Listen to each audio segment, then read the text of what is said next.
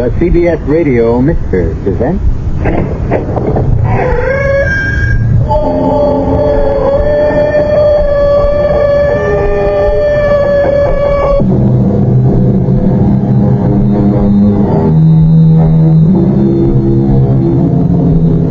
Come in.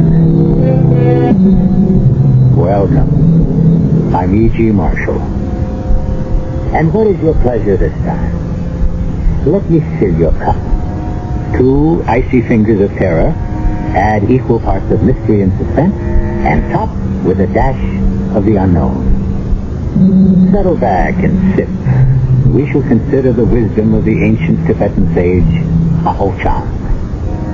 One day a disciple asked, Master, is the book of each man's life written by himself or by the immortal God? And the Holy One replied, by both. The gods write only 2 pages, the first and the last. Man writes all the others himself. And if the Master has spoken truly, perhaps each of us might stop to consider what he has written now and then. Our story this time deals with the page before the last in the book of a young lady's life. One moment, Sergeant. Yes, what is it? I intend to kill you. What? Put down that pistol. Well, certainly. After I fired it. You can't kill a police officer in broad daylight and hope to get away with it. I'm sure I can. Just a minute. Now, it won't do you any good to rush me. I can squeeze this trigger faster than you can move. Stop! I don't believe me.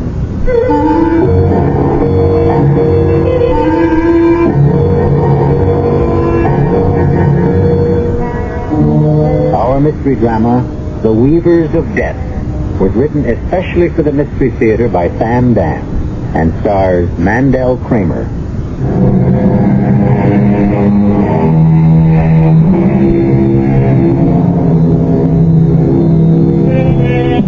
Here is Eleanor Brody walking down the street on a quiet, sunny Saturday morning, on her way to Frank's Market to buy a packet of special British breakfast tea.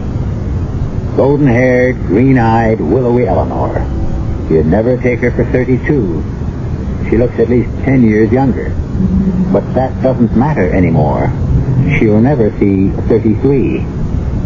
Tall, attractive Eleanor Brody is about to become a statistic.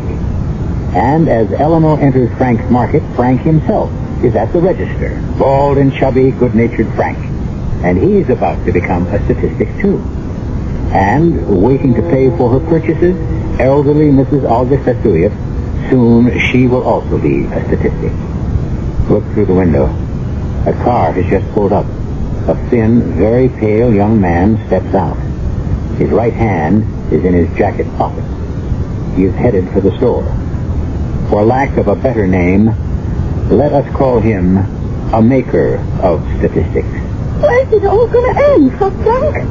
I was talking to the Mr. just last night. He said you'll have to learn how to live on air. For the second drink I forgot some chocolate for my little granddaughter. I'll go get it. All right, hold it. Hold it now. Don't move. It's a stickup. Shut up. Step over to that register there, Baldy. And you, Blondie. Blondie, stand next to him. Don't say that, please. Shut up. I have children. I told you to shut your mouth. He's going to kill us. I can see it in his eyes. Murderers. I'm touching. Oh, Vista! Oh, Vista! I said shut up. Shut up, all of you.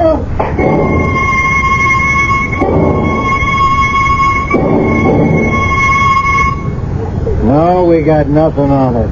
It was a stick-up, and it's a new breed of punk. The old-time guys, they'd at least let you live.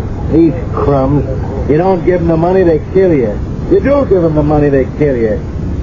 I know you gotta print something, but you can't squeeze blood out of a stone. When I get something, I'll give you something. Well, look who's here. Hello, Captain Gordon. Bobby Clifton. What are you doing in this place? It's only for detectives. You want to see my badge? How are things in the youth section? Artie, I want you to give me a temporary transfer back to homicide. Why? Those grocery store killings this morning. Yeah? What would you want with that? I knew the girl.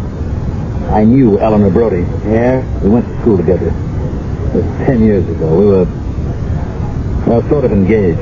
What does that mean, sort of? It didn't work out. Oh, why? Why? I wanted to be a cop, and she couldn't see it. I've been married 25 years, and my wife still can't. Anyway, we decided to break up. You mean she did? Mm-hmm. And I never saw her again. But it was yesterday, Friday. I got a phone call. She called me just like that. Just like that? It was as if we'd seen each other the day before. She said, Bobby, I must talk to you. Come over to my place tomorrow morning and we'll have breakfast. That would have been this morning. Yeah. So? Well, I got mad. It was the way she said it, I guess, as if nothing had happened. Like, drop whatever you're doing and come running just because I snapped my fingers. Oh, that's how they are, Bobby. So I said I happened to be tied up, and she said, never mind, forget it. I'm sorry, Bobby. It took me nearly all this time to get over her. And I wasn't going to start... Well, I guess I never really got over her. Anyhow, this morning I set out for her apartment. And there on the corner I saw the squad cars. Artie, I want to work on this case. What's to work on, Bobby? Some nervous punk gets trigger happy. Where do you find it? You don't. And one day some hood who faces a rap makes a deal for himself by blowing the whistle on a pal. I want to work on the case, Artie. I know. You figured if you'd gone there when she asked you, she'd be alive now. And so it's a whole guilty thing. I should have gone to see her when she called me. Bobby, it's not going to help. I keep thinking about that phone call. She sounded scared. You're building it up in your head. She was scared of something. She said, I must talk to you. Not I want to or I'd like to, but I must. Now, why did she say must? Because she figures she overlooked a good bet 10 years ago. Artie, I failed her. You have got to let me work on the case. Work on what? There's nothing to go on. No witnesses, nothing. Why do you insist that it was an ordinary pickup? What else could it be? Suppose it was something else. Like what? Artie, let me work on it. All right, but don't get in anybody's way. The old lady, Mrs. Olga Stasiuk. I understand she's still alive. Just about. All right. I'll go to the hospital and see her. Nobody can see her. She's in intensive care. I'll see her.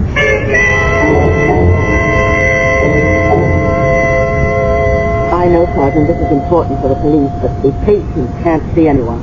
Doctor, she doesn't have to see me. I just want to see her. You mean you just want to look at her? Why? The nurse says she keeps muttering something. Now, perhaps I can catch a word or two. Oh, all right. As long as she isn't disturbed. Funny how things are interrelated, Sergeant. What's that, Doctor? These two women, the young one who died and Mrs. Stasiuk, who may not live out the day. Now, the younger one, Miss Brody, her name was, she was here about a week ago. What for? It was midnight. She couldn't reach her own doctor, so she came to emergency. Why? But it seems she had a very severe, serious skin irritation all over her arms and back. What caused it? I don't know. She didn't want to save the test, so we gave her something for superficial relief. She probably consulted her own physician the next day. Here she is, in the hospital again. This time in the morgue. Oh, you want to see Mrs. Stasiuk?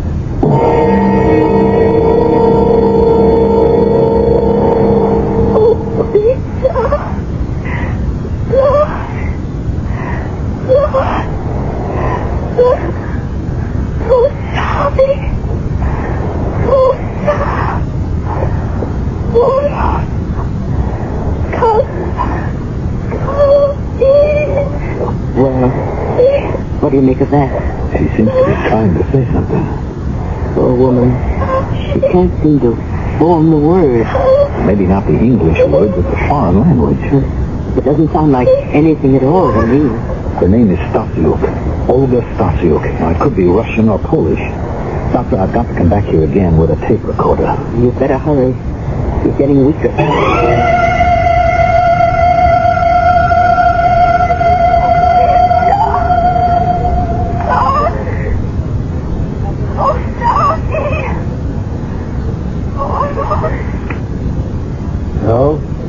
does all that give you? It's Russian, Artie. Russian.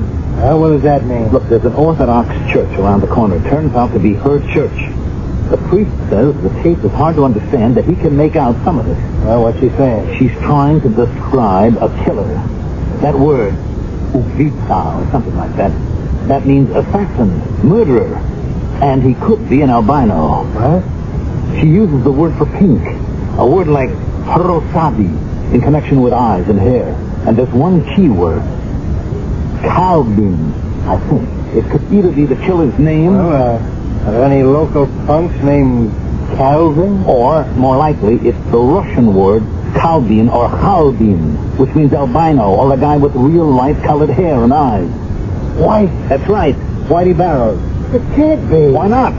Because, as far as we know, Whitey's a hitman for some of the biggest mobs.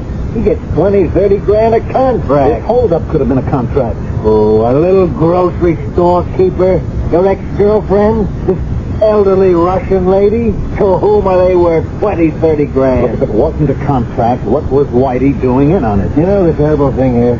This Whitey, this $1 million killer, he can just be walking along the street. He needs some loose change. Maybe he's left his money home, so he walks into the first store he sees. And what's he going to get? $100?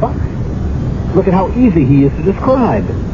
He knows he'll have to kill every living soul in the place, all that for $100? Yeah, Bobby, he would do all that for just $100.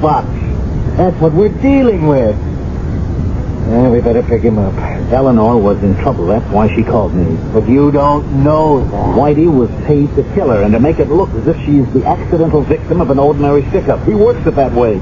And just killed 2 other people. Okay, so now you tell me why she was marked and by who? I don't know. Maybe she was running around with Whitey and she might have done something he didn't like. Yes, like what? I don't know, like what? Maybe like phoning you, for instance.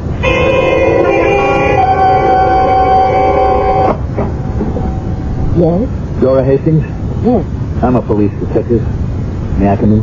Of course, please do. Thank you. It's about Eleanor, isn't it? I've already talked to some other officers. You were her roommate? Yes, I still can't believe it. I mean, here was a girl with everything to live for. The breaks were really starting to come her way. What breaks? You name it, all of them. She'd finally broken into the design field. She got that great consulting job with Wainwright. Yes? And she was getting married. Yeah, she grew up at last.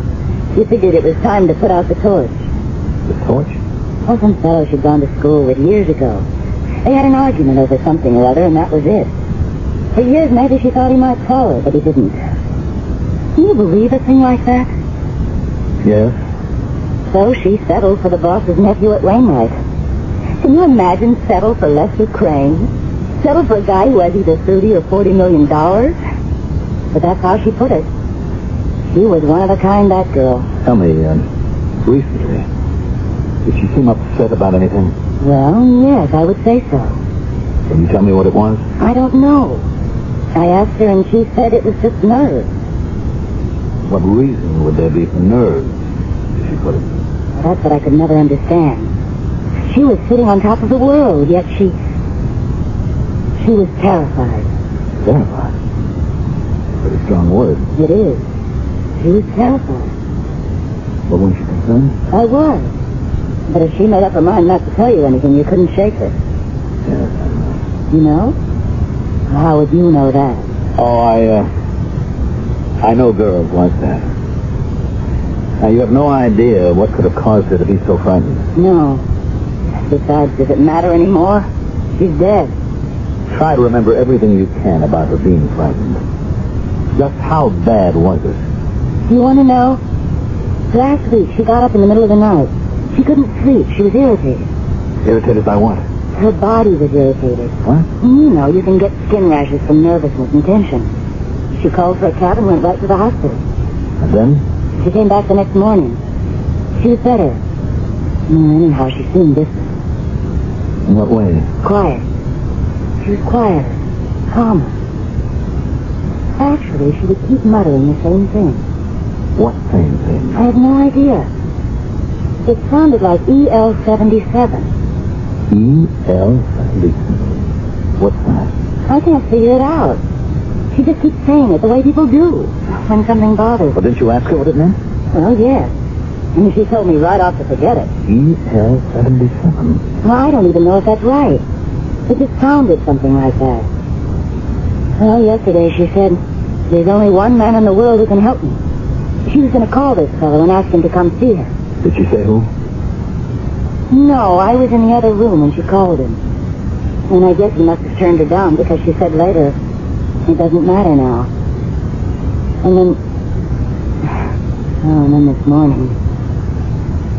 Well, I hope I was able to help you. Help? Yes. What I told you. Did it help you? No, Jason. I'm afraid it doesn't help me at all. How can it help when you know that if you had accepted an old friend's invitation to breakfast, she might still be alive? How does it help to know when it's too late that both your lives might have been different? Was that stickup merely a covering device for her deliberate murder? I'll return shortly with Act 2.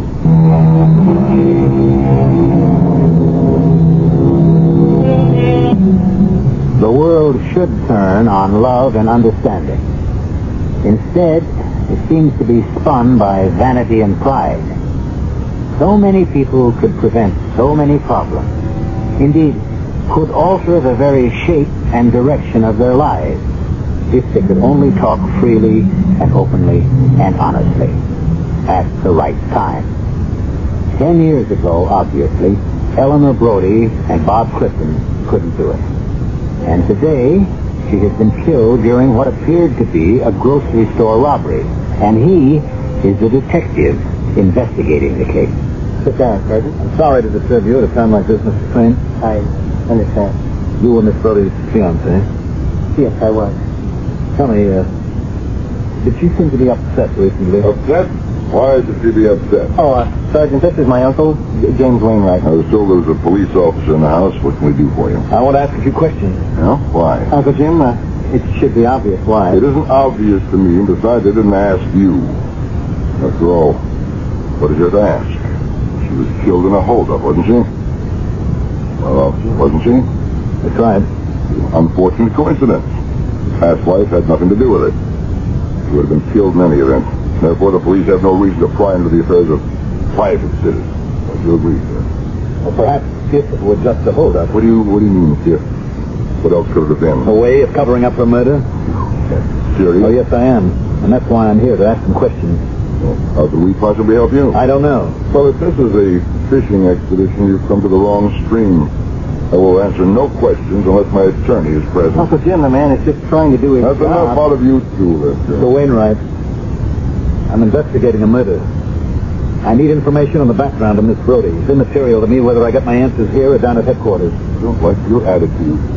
I'll have you know the commissioner's an intimate friend of mine. Uncle, let's get this over with. Well, what do you want to know? Miss Brody, did she seem upset lately? Well, No, not at all. Why do you ask? Her roommate says she was. Oh, well, that oh. You know women, they get nervous as their wedding day approaches. I don't mean that kind of nervous. I mean terrified. Well, yeah, she might have been terrified. Of what? Of her approaching responsibility. She was marrying very far above her station in life. now, Uncle Jim, you shouldn't talk like that. Why not? True, she was a poor girl, and my company, which one day will be this young man, has assets of $50 million. What is your company, sir? Wainwright Associates.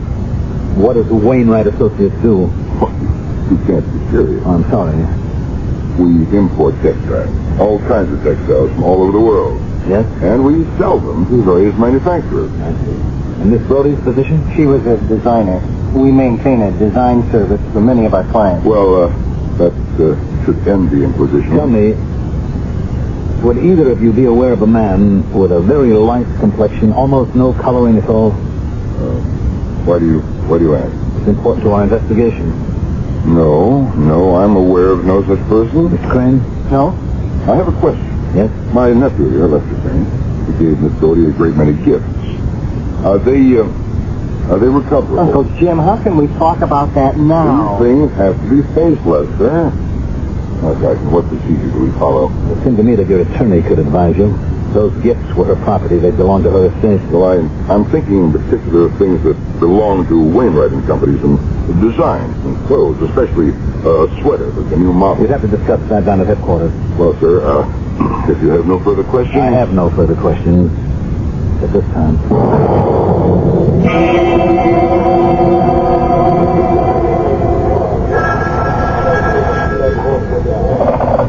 Yeah, Captain Gordon. Yes, there may be a break on those murders. But so far we got nothing to give out. Look, Charlie, things are rough all over. Bobby, what have you got? Sore feet, Captain. Well, you did want to investigate some murders. Where are we? The roommate says she was scared stiff. Yeah, we had that yesterday. And old Wainwright says she was just normally nervous about getting married. And nobody cares what young Lester says because he doesn't count. Is that how it still adds up? So far. Now, how about Whitey? Whitey is safe and snug and warm in a rat hole somewhere. We can't hide forever. I'll get him if it takes the rest of my life. That's no way for a smart cop to work. There can't be anything personal in it. This whole thing is personal. If I'd had breakfast with her, she'd still be alive. But what does that do to your theory? If she was marked, they would have gotten her another time. Yeah, homicide, Captain Gordon. Oh, Captain, this is Justice Sparrow. There's a detective with you who's investigating that grocery store holdup. Yeah, Sergeant Clifton. Hold on, Doctor. Bobby, it's Dr. Sparrow at General Hospital. Sergeant Clifton. Oh, Sergeant, I know you people are very busy, and this is probably nothing. Well, let me judge that, Doctor. Well, I mean, on the face of it, I wouldn't even think that there's any evidence. Well, you must have some reason for calling me. Well, you remember, Sergeant, when you were in the hospital and we were listening to the poor old Russian lady? She's no better of her. Sorry to hear that. Well, I remember we were saying how things were interrelated. Yes? And that Miss Brody had been in here a week before she died, or was killed, because of a severe skin irritation. Yes, I remember. Well, she has a roommate, Miss Dora Hastings.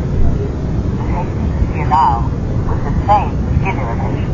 But does it mean anything? I mean, from a police point of view, or am I wasting your time? I'll be right there.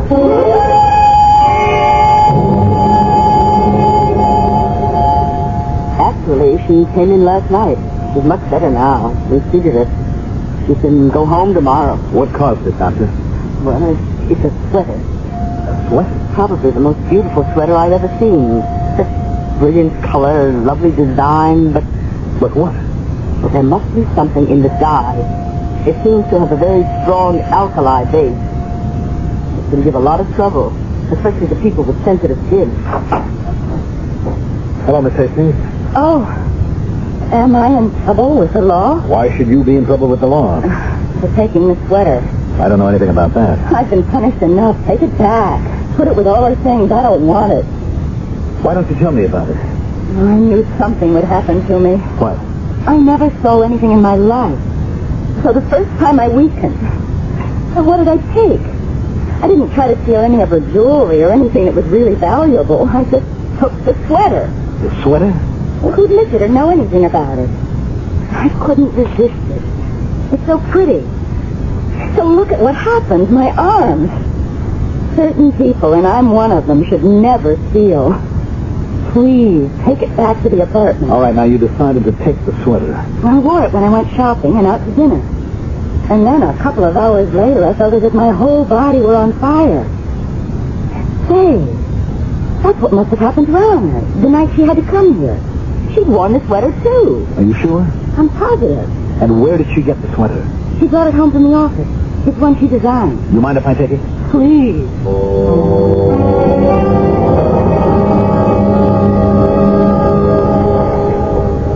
Hey, Bobby. There's a phone call for you. From whom? Well, it was about you. It seems that Wainwright had a court order to go to the Brody girl's place and pick up some designs that belong to the firm. So? Yeah, so they claim something's missing. What? The sweater. What kind of sweater? Come on, you know what kind of sweater. The sweater you were supposed to bring back from the hospital. The one that the roommate borrowed. That sweater? Where is it? In my locker. What kind of game are you playing, Bobby? They want it back. I'll bring it back. Bobby, you're trying to pull a fast one, but this Wainwright has got a lot of clout. Why did they want the sweater? Because it's their property. Sure, but when I was at the house, the old man started this song and dance about recovering some gifts and stuff. It was all a cover. For what? For the sweater. Why would they want that sweater? Huh? From what I hear, it's already given 2 girls fits. There is a hard luck sweater. Still, they want it and it belongs to them, so I'll bring it back. Bobby, do I know everything that's going on? No, you only know as much as I do. You'll personally hand-deliver that sweater? Of course.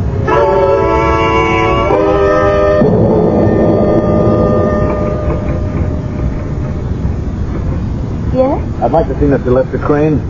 Police? Oh, wow. You don't look like a cop. No, why not? You're cute.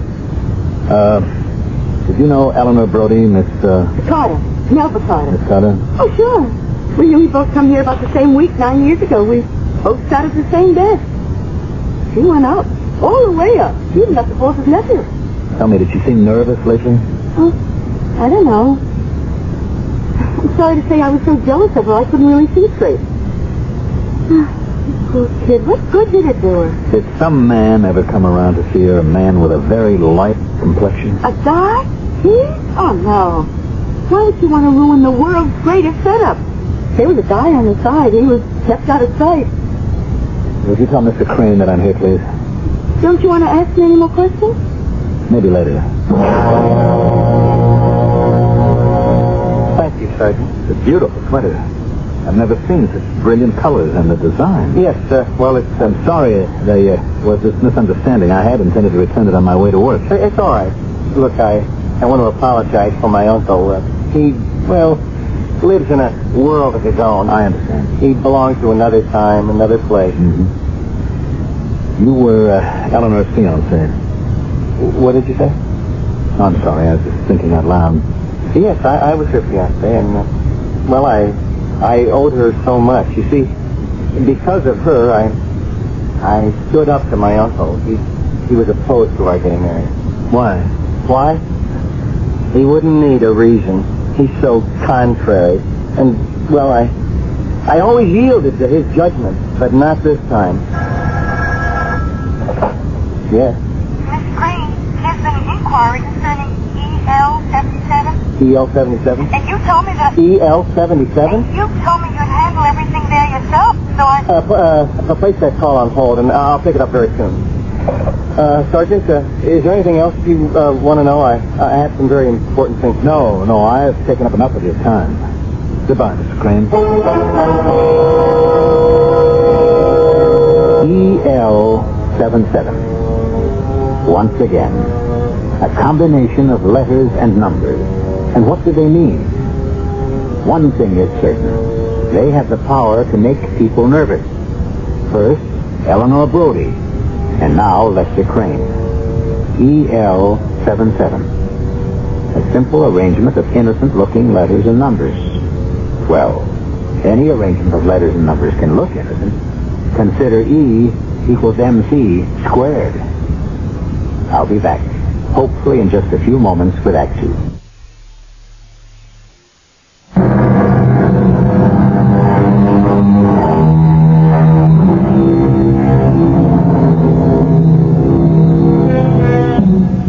As the poet said, the saddest words of tongue and pen are these: it might have been.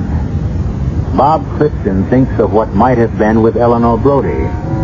10 years ago, they were too proud, too immature perhaps, to know how to make love endure.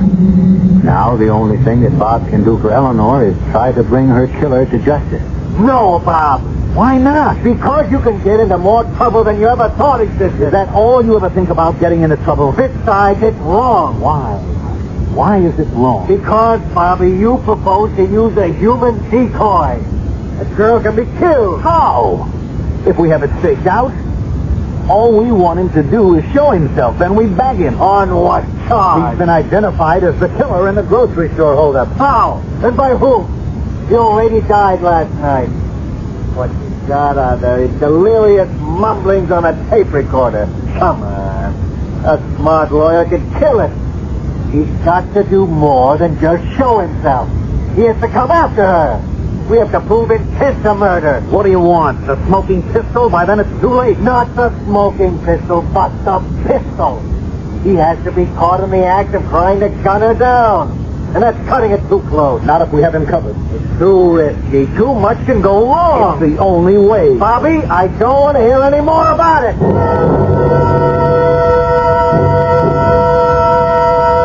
You don't have to do it, Miss Hastings. But I want to. It could be very dangerous. I don't care. It's the least I can do for Eleanor. I shouldn't ask you to do it either. It's just that I have to get that killer. I understand. Let me make a confession, Miss Hastings. You don't have to. I'm the man Eleanor spoke to last Friday. I knew that. You? How? Oh, woman's intuition, maybe. But you had to be the man. You want me to make that call now? Yes. And say exactly what I told you.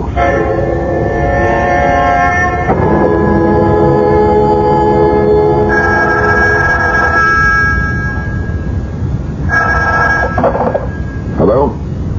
Mr. Wainwright? Yes? Mr. Wainwright, I have a talk. Who are you? I have certain information What is this? concerning EL-77. What? What did you think? You heard what I said. Well, what do you want to talk about? I don't know. Make me an offer. Offer? To do what? Well, not to go to the police, for instance. Oh, I see. Is that how it is?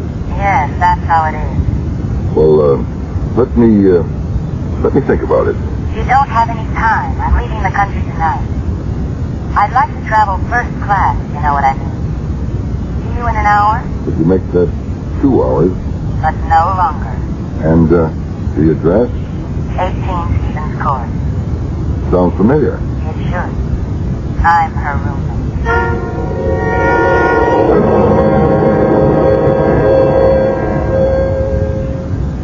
Anyone moving up the street? Not yet. Are you sure this is the only entrance to the building? Yes, he couldn't get in any other way. All right. We have to come up the street. Walk in the front door. Come up the stairs, knock on your door. Now, don't stand near the doorway. He might shoot through it. Leave the door unlocked. When he knocks, you say, "Come in, it's open." When he walks in, I'll be ready for him. And keep out of sight. Look, down the street. Is that someone coming? Stand by the side of the window. If that's our boy, don't let him see you.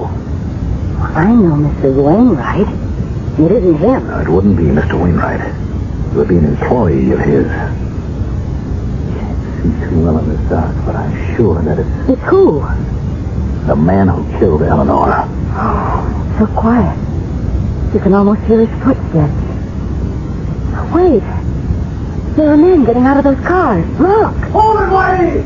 Freeze!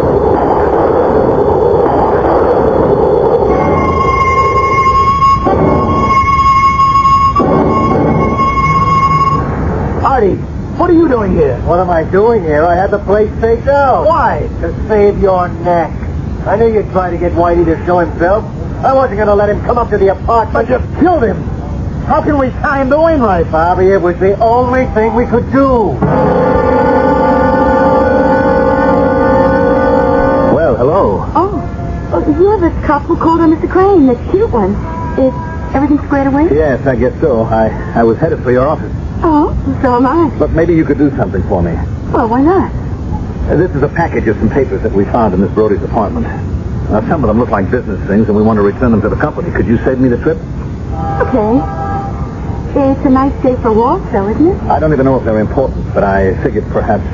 What's the average cop do on his day off? Now, some of them are just notes, and there's a number that I noticed. It says EL-77.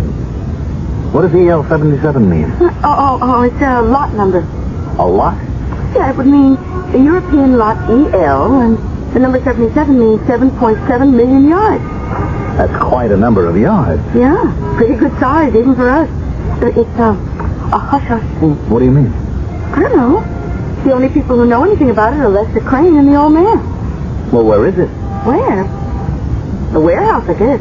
Do you work every day in the week? But thank you very much, and this is a favor. Bye. Hey, come back here. You forgot... He wants me to deliver a package, and he forgets to give me the package. Some cop. Cute, though. I'm sorry to bother you again, Doctor. Oh, it's all right. That sweater, the one Miss Hastings wore, and we know now that Miss Brody wore it, too. You said something about the dye. Yes, I sent a few strands to the lab. We have a very extensive allergy clinic here. It's a very good wool, but I'm afraid it's ruined for any kind of wear. Why? The dye, it's a strange one, probably foreign. It isn't any of the known dyes used here. It's a very strong alkali content. If the manufacturer knew the dye had such a strong irritant quality, why would he use it? You know, maybe he didn't know, or maybe he thought he could get away with it. Doctor, suppose you knew where a whole lot of this material was. What would happen to it? Oh, I'm sure it could be condemned. Any federal, state, or city health department or Bureau of Standards would take it right off the market. Thank you, Doctor. Do you think this sweater has to do with those murders? I don't mind telling you, Sergeant, I'm not in the habit of receiving the police at this hour of the night. I'm here on official business, Mr. Wainwright. Indeed. Well, then why not conduct it during business hours? I have here a few strands of a wool material. Where did you get that? From a certain sweater. Well, what's that to me? This sweater was a sample. It was to be duplicated and sent out to Wainwright customers to show the brilliant colors that were a part of a certain imported lot. How dare you pry into the business of my company? European lot 77. The dye in it makes the material unfit for human clothing. That is a lie. Is it? If inspectors were to examine lot number 77 in your warehouse, Mr. Wainwright, what would happen? Excuse me, I have a document here in my desk which will explain everything. See now. Yes, here it is. All right, put up your hand. No, don't reach for your gun. You can't get away with Well, it. I'll just have to. Uncle Jim, what do you do? Lester, he has a gun in his belt holster. Reach around. Get it. I warn you, Sergeant. Don't try anything. But Uncle, just do as I tell you. Want to go bankrupt and in jail? Just remove it. Now hold on to that gun. Oh, what are you going to do with him? Kill him. Oh, no! I just explained the alternative. That's right, Lester. He has to kill me just as he killed Eleanor. What? What are you talking Oh, about? he didn't kill her. He hired a thug to do it. No, she was killed in a holdup. In what looked like a holdup. You see, she knew about EL 77 too, and she That's enough. You wanted you to destroy it. I know, but how often we do that, huh? We would have lost millions. She said she'd go to the police, didn't she? No, she only said she'd break the engagement. But your uncle could trust her. Lester, we're wasting time. You can't keep killing people, Mr. Wainwright. Uncle Jim, there can't be any killing. There's already been killing. Your uncle had Eleanor murdered. Don't listen to him. Sergeant, look, we have to get rid of that cloth. It's wrong, I know, but if we don't, we'll go broke. Eleanor couldn't understand that. So she walked out on me, but she would have come back afterward, except that she was killed in that store. No. Wainwright killed her. He knew she'd turn you in. Don't you see what he's trying to do? What? Why do we have to kill him? What else is there? Why can't we have an understanding? Sergeant, there's a way out of this. There must be. No. The only way is for me to take Mr. Wainwright and book him for the murder of Eleanor Brody. And you're going to let him do that? I can't. Go ahead, Lester. Ask him. Ask him if he killed her. Uncle, did you? What else could be done, you fool? We'd have all gone to the jailhouse first and the poorhouse second. Did you kill her? Yes, I killed her. I hired a man to kill her. I had to. You weren't man enough to kill her yourself. You killed her! Lester!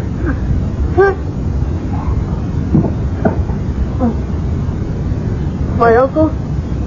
I'm afraid he's dead. I hope I die too. I'll call an ambulance. Please. I have to tell you this first. I just shot him. Oh, to prove something to you. To me? Why? Because she told me everything about her past. That she'd always been in love with a man named Bobby Clifton. That's you, isn't it? Yeah, that's me. You see, I killed him because she finally made a man out of me. She taught me how to stand up to him. And I did. Didn't I, Bobby? Yeah. Yes, Lester. You did. The old man is dead.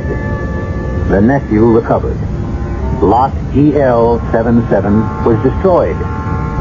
It would be nice to report that Bobby married Dora Hastings and Lester married Melba, but we're not in business to tie up neat little packages.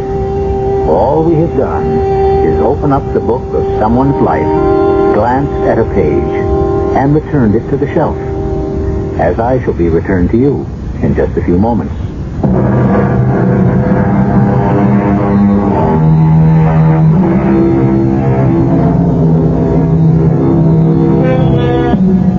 It is written, every man is a weaver, and on his loom he weaves his life. But the colors and the design are not created by the skill of his hands. Rather do they spring forth from the beauty of his heart. We are also weavers of spells, and we hope you will join us 7 times each week and enjoy our designs. Our cast included Mandel Kramer, Bob Caliban, Joe Silver, Bryna Rayburn, and Catherine Byers. The entire production was under the direction of Hyman Brown. And now, a preview of our next tale. They're hiding in a cave. A cave. You must do better than that, my dear. You pick up the pathway just past our house, and you follow it north for 2 miles. Now you come to a deep ravine. In front of you is what looks like a wall of solid rock. But it isn't. No. Because when you climb to the top of it, you will see the entrance to the cave. Thank you. Sergeant, place her under arrest. But you said... I said you'd be rewarded. At this point, I don't know how. If you're lying, a firing squad will give you 30 leaden bullets. If you're truthful, there are 30 silver krona. Radio Mystery Theater was sponsored in part by Buick Motor Division. This is E.G. Marshall inviting you to return to our Mystery Theater for another adventure in the macabre. Until next time, pleasant dreams.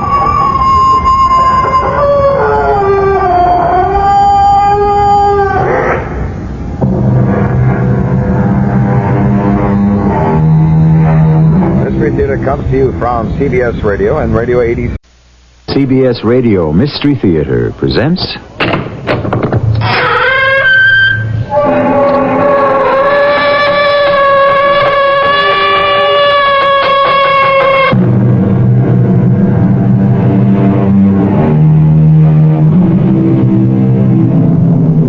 Come in. Welcome. I'm E.G. Marshall. There's a land of the living and a land of the dead, and a steady stream of traffic keeps crossing the border that lies between them. But it's all headed in one direction. And yet, now and then comes word that someone has succeeded in reversing that direction. And we ask ourselves, is it true? Did it happen? Can it happen?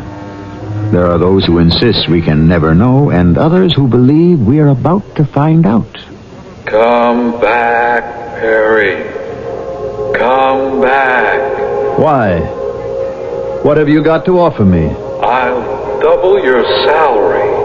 I'm not impressed. Unlimited expense account. I don't think so. I'd just as soon stay here, where I am.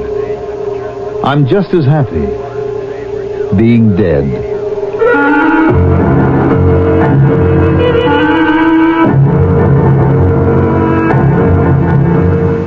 Our mystery drama, The Lazarus Syndrome, was written especially for the Mystery Theater by Sam Dan and stars Mandel Kramer. I'll be back shortly with Act One.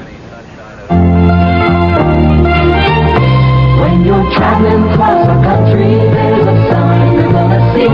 Looks like a big yellow sun. It's the sign of quality. Quality is the most comfortable place under the sun. That's our sign, let it shine. Say where quality comfort shines. Quality is the most comfortable place under the sun. Instead of just hanging around the house this weekend, break away for a mini vacation under the sun at a nearby Quality Inn. Most of our more than 300 inns offer one or more special weekend packages.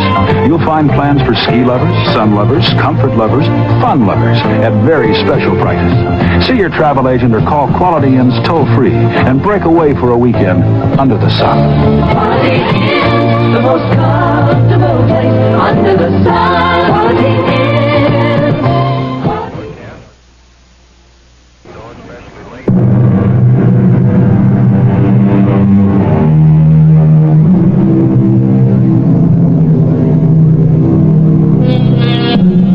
The word senator comes from the Latin senex, and it means an old man.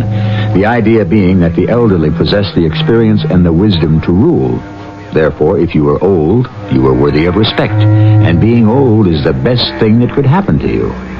However, as the Romans would say, o tempora, o mores, how things change. Today, if you're old, you're just not with it.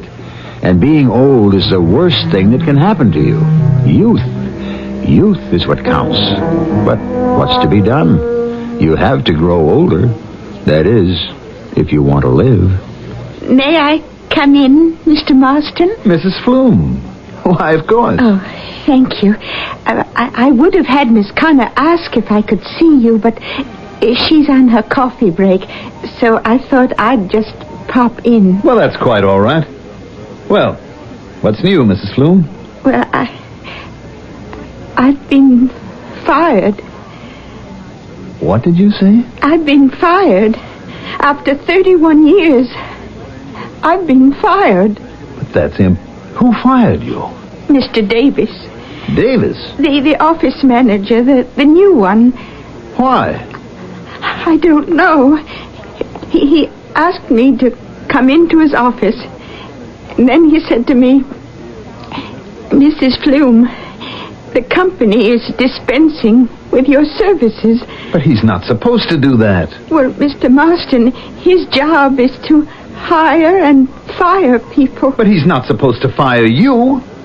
My goodness, Mrs. Flume, we couldn't run this place if you weren't here. Oh, sir, I know you're very busy, and I didn't want to bother you, but I do need the job. What is this Davis's phone number? 423. Mr. Davis evidently needs to be straightened out. Oh, yes, Davis, this is Perry Marston. Yes. Davis, I understand that you fired Mrs. Flume, the receptionist at the main desk? Yes? Company policy? What company policy? I'm general manager, Davis, and I'm not aware of any such company policy. Well, I tell you that it doesn't exist. Put her back on the payroll. There. Oh, Mr. Marston, how can I ever thank you? You just go back to work, Mrs. Flume, and don't you worry about a thing.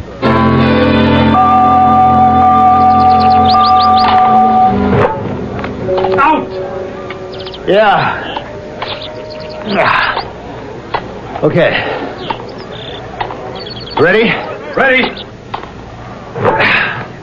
Out! Game and set. Yeah, I could see. Hey, say, Oh, boy. what kind of way is that to lose? On your own surface. I've been hitting them long all morning. Well, what do you say? How about another set? Huh? Oh, yeah, sure. Why not? Okay. Oh, say, hey, wait a minute. What could I be thinking? We have a meeting with Standard at 1:45. Oh, that's right. Well, come on, let's sit at the table. We can order a drink, maybe a sandwich. Then we can shower and go. Okay? Fine. Oh, there's that waitress. Hey, Mary Lee. 2 club specials for Mr. R. Marston and me, okay? We can count on being served before Christmas. I wish they'd speed things up around here. Well, I guess it's all part of the old-fashioned charm. Well, times have changed. Tennis used to be an old-fashioned game. Now it's become an up-to-the-minute industry. You know, we ought to get into it. Tennis? We have a clothing company that could be turning out tennis togs. We have a petrochemical division that should be involved in those composition materials they use on tennis courts. Fantastic growth potential. Yeah, I suppose so. You suppose so? Come on, don't you see it? Well, look, Mr. Gotham. Do you mind calling me George? All right, George. Yeah, makes me feel awkward being called Mister by someone 20 years older than me. 20? Well, actually 24. You're 53, I'm 29. You've come a long way in a short time. Well, that's the world today. It belongs to the young. What were we talking about? Oh, yes. There's fantastic growth potential in tennis for the corporation. Frankly, I don't see where it involves the computer division. You don't? Well, should I? Perry, you're not just general manager of digital systems. You're the head of the digital systems division of the United Marketing Corporation. Come on, your thinking cannot be parochial. Well, yes, but my particular expertise is in the manufacture of computers. United Marketing didn't buy digital systems just because there was a computer company lying around. It's all part of a growth strategy. I understand. And we spent a long time deciding who to keep and who to let go. We decided to keep you. Do you know why? Because I know my job. Yes, but also because you're surprisingly young for your age. You mean 53 is old? Well, a great many 53-year-olds are too old for United Marketing. Too fat, too stodgy, too deep in a rut. So I was surprised when I saw you. Why? You project a very youthful image. You're in great shape, and you have tremendous vitality. You play terrific tennis, which is the game today. Well, thank you, sir. Our whole culture, our whole economy is geared to youth. We have young values. I guess I never thought about it. I guess I've been too involved with computers. Yeah, this is an impatient country. It wants instant answers, immediate gratification. And you approve of this? Well, I'm not required to approve or disapprove. Well, what are you required to do? I'm required to earn a profit for our stockholders. Oh. And so are you. We do that by analyzing the market. It's a market that's dominated by youthful thinking. Or so-called thinking. It doesn't matter. You know, I had a little incident today with a personnel man at your place. Oh, who's that? Well, you have a fellow named Davis. Oh, yes, Fred Davis. What about? I asked him to fire somebody. What? Davis can't hire or fire anybody above the level of stenographer. Well, a typist, a mailroom. I mean, that kind of job. Mm-hmm, I know that. Anyhow, a week ago or so, I said to this Davis, I want you to fire that main floor receptionist. And just the other day, there she still was at the desk. Oh? He said that he did fire her, but that you had rehired her. That would be Mrs. Flume. Or whoever she is. I want her out of here. What do you want with my poor receptionist? I told you. I want her out. But why? She knows the company inside out. She knows where everybody is, what they're doing. She's courteous. She's efficient. Mm-hmm, that well may be. So what's wrong with her? She's old. Perry, we're selling more than machinery. We're selling an idea. We're the newest, most progressive outfit in the market. So, you walk in the reception room of Digital Systems, and what's the very first thing you see? Aha! An old lady. Look, she's grown old in the service of this company. She's been paid for it. But she doesn't have a company pension or anything like that. She's been aware of it all these years. Those were the terms of her employment. She accepted them. You're really serious about this? Yes. And you should be, too. Look, she was here before I was. She was sitting out at that desk when I walked in to apply for a job. I understand all that. Look, you're being sentimental. And you mean there's no room for that in business? Not really. Perry, I can tell you don't like me. Well, I don't like you right now. But I know how to build up a corporation. I structure it along certain guidelines. I play the game according to certain rules. Your own rules? Of course. But I stick to them, Perry. I'm not a hypocrite. You always know where you stand with me. And where do I stand right now? Well, you won't make an issue of this, will you? I don't know. Look at it this way. We've standardized the decor of all the offices. The same furniture, the same colors. We must have the same look to the people. Bright, good-looking, youthful. Here comes that waitress with lunch. Oh, she sure takes her time. Well, what do you expect? She's over 40. Now, Perry, I know it sounds silly, pointless, even stupid. But you have to have a young receptionist. George, listen to me. This company has been her whole life. Her husband died many years ago. She never had any children. She should have. She never remarried. Perry, you're blowing this thing up out of all proportion. You know what you have to do. And don't let it ruin our lunch.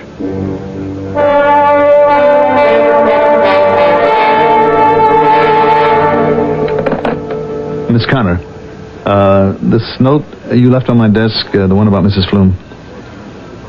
Yeah, now look, the idea is she wants to know when I'll be in, so that she can see me. The fact is, there just is no point in my seeing Mrs. Flume, so you just tell her, okay? I mean, just get me out of it gracefully, will you? Oh, youth.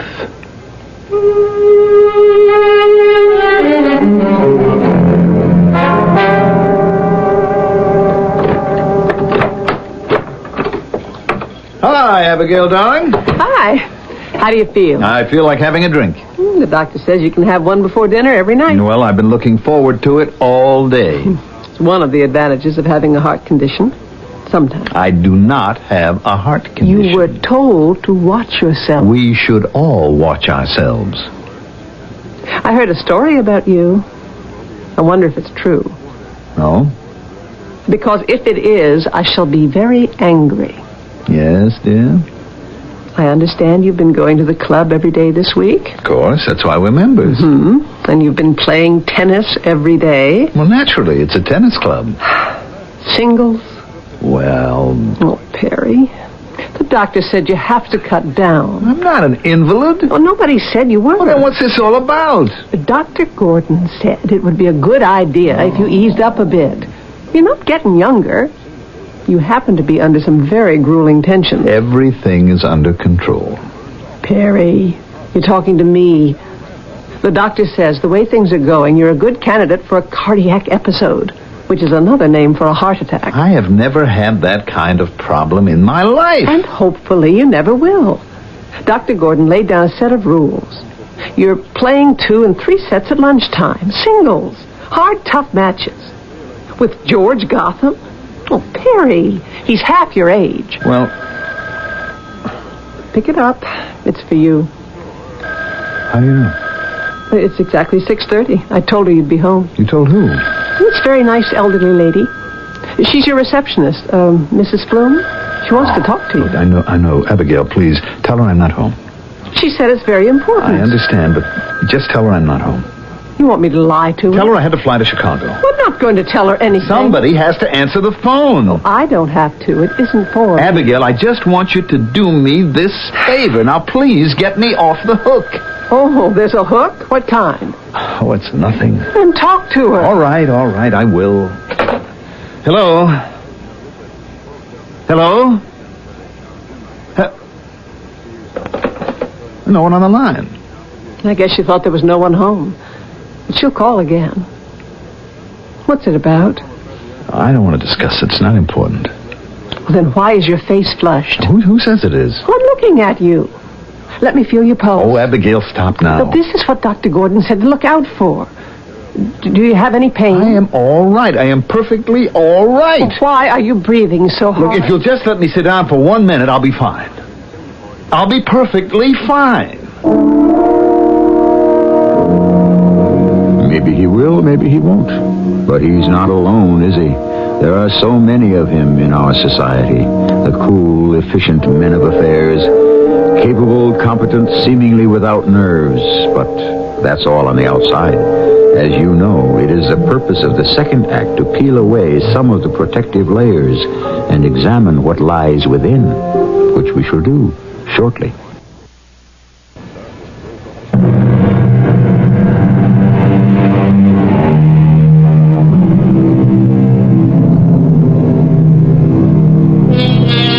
Poets, the philosophers, the romantics have made quite a mystery of the heart. The heart is the seat of life, the source of love. The heart is the inspiration for mankind's most tender sentiments, perhaps. But the physical fact is the heart is just a mass of tough muscle. All that the heart is supposed to do is beat, and it will, if you treat it right, for years and years and years. Well, you had this chest pain. Well, it really wasn't much of a pain, Doctor. It was, kind of more on the left arm, but it lasted for, I don't know, maybe a couple of minutes, And then it was over. I felt fine. Well, you're all right now. Your EKG is normal. Well, that's good. You know what I think? I think it was some kind of indigestion. Yeah, that's what you think, Perry. But you came here to find out what I think. Well, the reason I say this is because I had a pretty heavy lunch, and it just didn't seem to sit very well. If you had a heavy lunch, you probably broke your diet. You see, that's going to be another problem. Yeah, you had what a layman would call a heart attack. Oh, now, Doc. Oh, it was very mild. But we're getting there. Getting where? Well, I guess you would say nowhere. A very big nowhere. Now, look, Doc, I know I have to watch myself. Then why don't you? Well, you're not losing weight. You're pushing yourself. Abigail tells me you play too much tennis. And you're under a terrible nervous strain. Well, you see, my company was swallowed up in a big merger. And we're on a youth kick. What does that mean? Well, I mean, look at us, huh? You and me. We're both in our early 50s. Now, you're considered to be at the very peak, the height of your ability and earning power. Me? I have to scratch and scramble to hold my job. There's something wrong with that. Well, don't look at me. I didn't set up the rules. Well, I can only tell you one thing. Your heart doesn't care about your business problems. It has to be treated right. Look, all these things sound very wise here in your office. Away from the strains and all the stresses. But I'm out there in the trenches, Doc. And I have to fight that daily battle. If your job is that destructive, quit. Yeah? And where will I get another one? Well, if you don't lead a more sensible and moderate life, you won't need any job at all.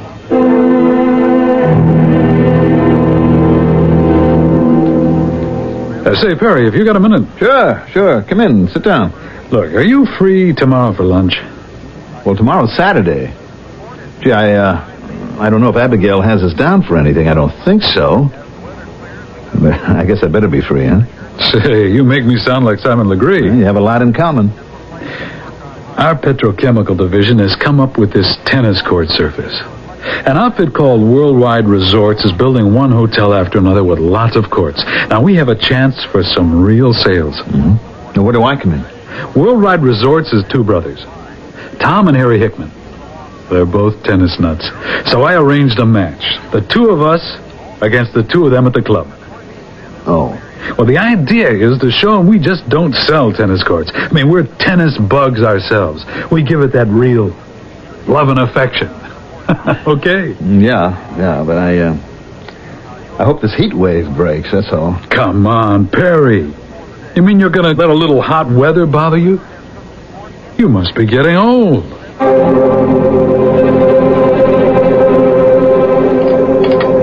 Good morning. Breakfast? Just coffee. That won't be much of a breakfast. I'm on a diet, It says here in the paper today's going to be a scorcher. In the 90s and humid. Yeah, it feels like it. You going to play? I suppose so. Oh, I can't imagine that anyone would want to play tennis in this heat. Well, it won't be too bad. Okay, I won't say another word. Look, Abigail. Yes, what is it? This is a business date, really. I don't want to know. What's in it for me if I keep nagging and nagging? Well, you're right, but, there are certain situations. Wait a minute. What?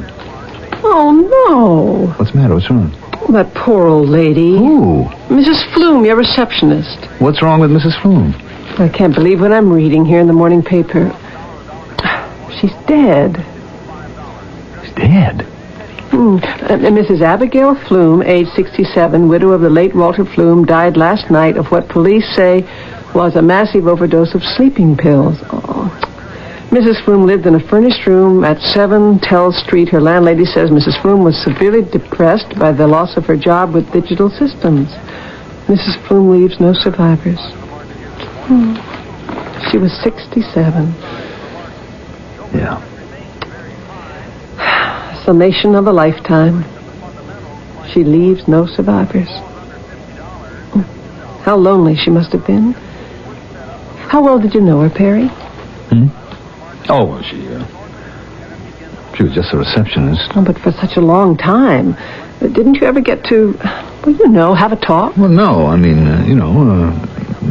she was just a receptionist. So it would be good morning and good evening. Why do you suppose she kept phoning you? Oh, I don't know. I don't have the faintest idea. And why didn't you want to talk to her? I don't know. Maybe she wanted me to intercede for her so she could keep her job. Couldn't you? Well, it wouldn't have done any good, Abigail. We have this mandatory retirement plan at the company.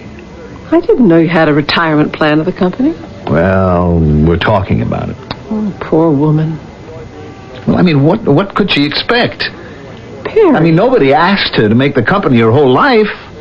She should have found some other things, some other people to fill her days. I mean, the woman was stupid.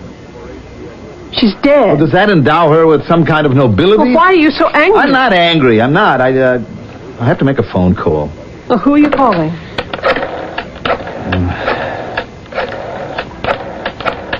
Who are you calling? I'm calling George. Hello? George? I guess you're up, aren't you? Is that what you called me to ask? Is the match still on this morning? Why wouldn't it be? Well, it's going to be one of those days, George. One of which days? Hot and humid. What does that have to do with anything? Say, I'm glad you called. Do you think you can get there a little early so we can really warm up? Well, yeah, I guess so. Great. See you in about an hour. Sure. We're gonna kill him.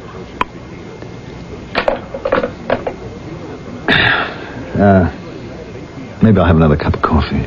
I had a long talk with Dr. Gordon. Now, look, honey. And you know what he told me? He said that there was no reason why I should develop a condition myself. All I could do was take a rational position.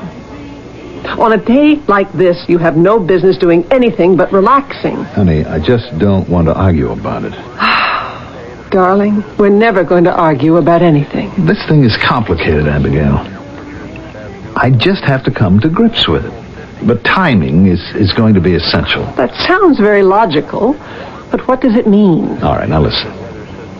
We're going to have the new AX99 on the market in less than a month now.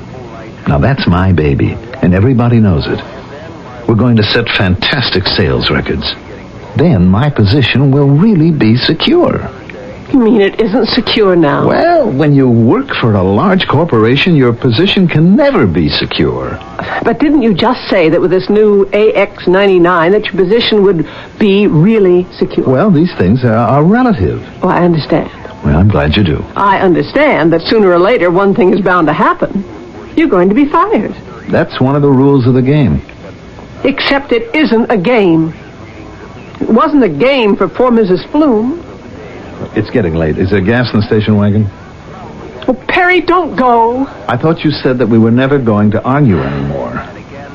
I'm sorry. I have to go, Abigail. I just have to.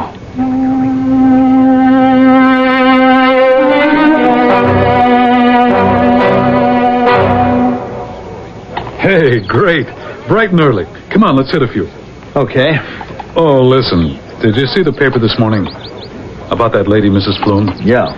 Ah, it's too bad. Jerry Thorpe. He's our corporate PR guy. He's going to fix that up. He's going to fix what? Is he going to bring her back to life? No. He's going to get a follow-up and sort of change the thrust of the article. What's that mean? Well, it says she lost her job at Digital Systems. It sounds as if she was fired. She was? Well, it's not a good image. It points us up as some heartless corporation that fires poor old ladies and drives them to suicide. Well, aren't we? And don't we? Yeah, but we don't have to emphasize it. Well, what do we do about it? Jerry Thorpe will sort of create the impression that she really wasn't fired. That she wasn't? No. Actually, she felt it was time to retire. Oh. And once she took that step, she just sort of pined away. Mm-hmm. Only that isn't true. Yeah, but who knows that? I do. And you do. And Fred Davis does. Sure. But we're not going to tell anybody. Now, come on. What do you say we get started? Sure. One thing about these two guys, the Hickman brothers, they expect you to play to win. Sure. If we beat them, that's the best way to ensure getting the order. So let's sharpen up, partner. We have to go all out.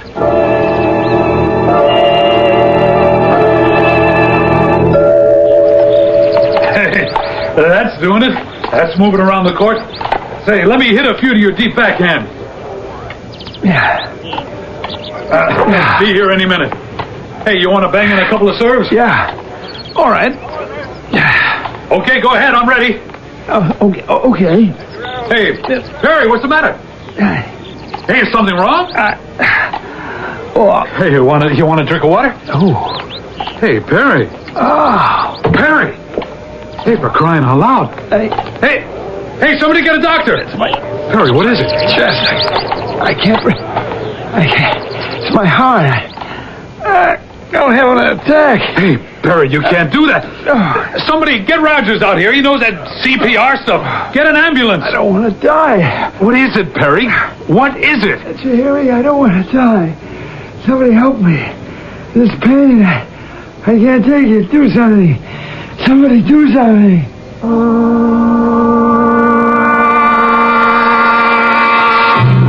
And suddenly it can all come down to this.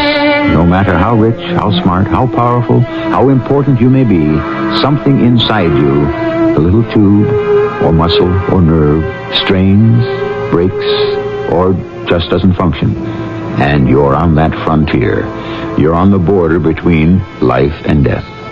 Suddenly, which way you go will depend on the kindness and competence of strangers. I'll continue with Act 3 shortly. I like pickles, but they don't like me. Send your stomach some Digel. I like pizza, but it doesn't like me.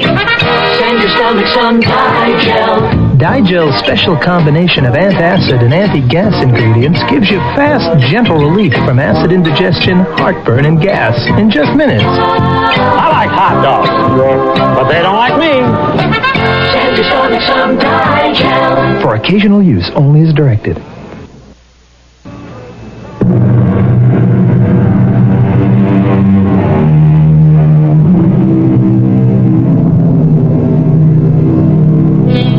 There is the outer man, and there is the inner man, or perhaps we should say person. The outer person is the familiar one, the recognizable one. What are we inside but an incredibly complex arrangement of bones, muscles, nerves? Inside each of us is the most complicated mass of machinery ever created. You would think most of us would take better care of it. This is 14. I got a code here. I'm bringing him in, cardiac arrest. The pain. It's so hard. You shouldn't try to talk, Perry. I'm dying. I know I'm dying. Just take it easy. Don't try to say anything. It's so dark. So dark. Why is it so dark? Hey, driver, can't you move this thing faster? Dr. Gordon, report to CIU. Dr. Gordon, cardiac intensive care. Report to CIU. It's getting darker. So dark. Oh, let's hook him up, nurse. He's moving his lips. Perry, you're in the emergency room. You just try to relax. Dr. Gordon, I don't think he can hear you. What have they given him? Lidocaine, 100 cc's. I'll give him 50 more. Right. Start the IV flowing. Watch for a reaction to that lidocaine. Yes, doctor. Oxygen. Don't let me die. Don't let me die. What's his blood pressure? I can't see. It's flat. Pressure is flat. He's going on us. Don't say that. Perry, listen to me. He can't hear you, doctor. How do I know he can't? How do you know? Dying. Perry, can you hear me? I can hear you. It's me, Dr. Gordon. I can hear you. Perry, if you can hear me, try to squeeze my finger. Just try. I'm trying, but I can't. I don't get a read. Don't say that. I'm just slipping. I'm falling away. If we have any chance at all, you'll discourage him. He hears you. He hears everything. I'm going. 50 cc's more of that lidocaine, nurse. Yes, doctor. Perry, don't give up. Don't let go. Can you hear me, Perry? Don't give up. Hold on. Hold on. I'm falling.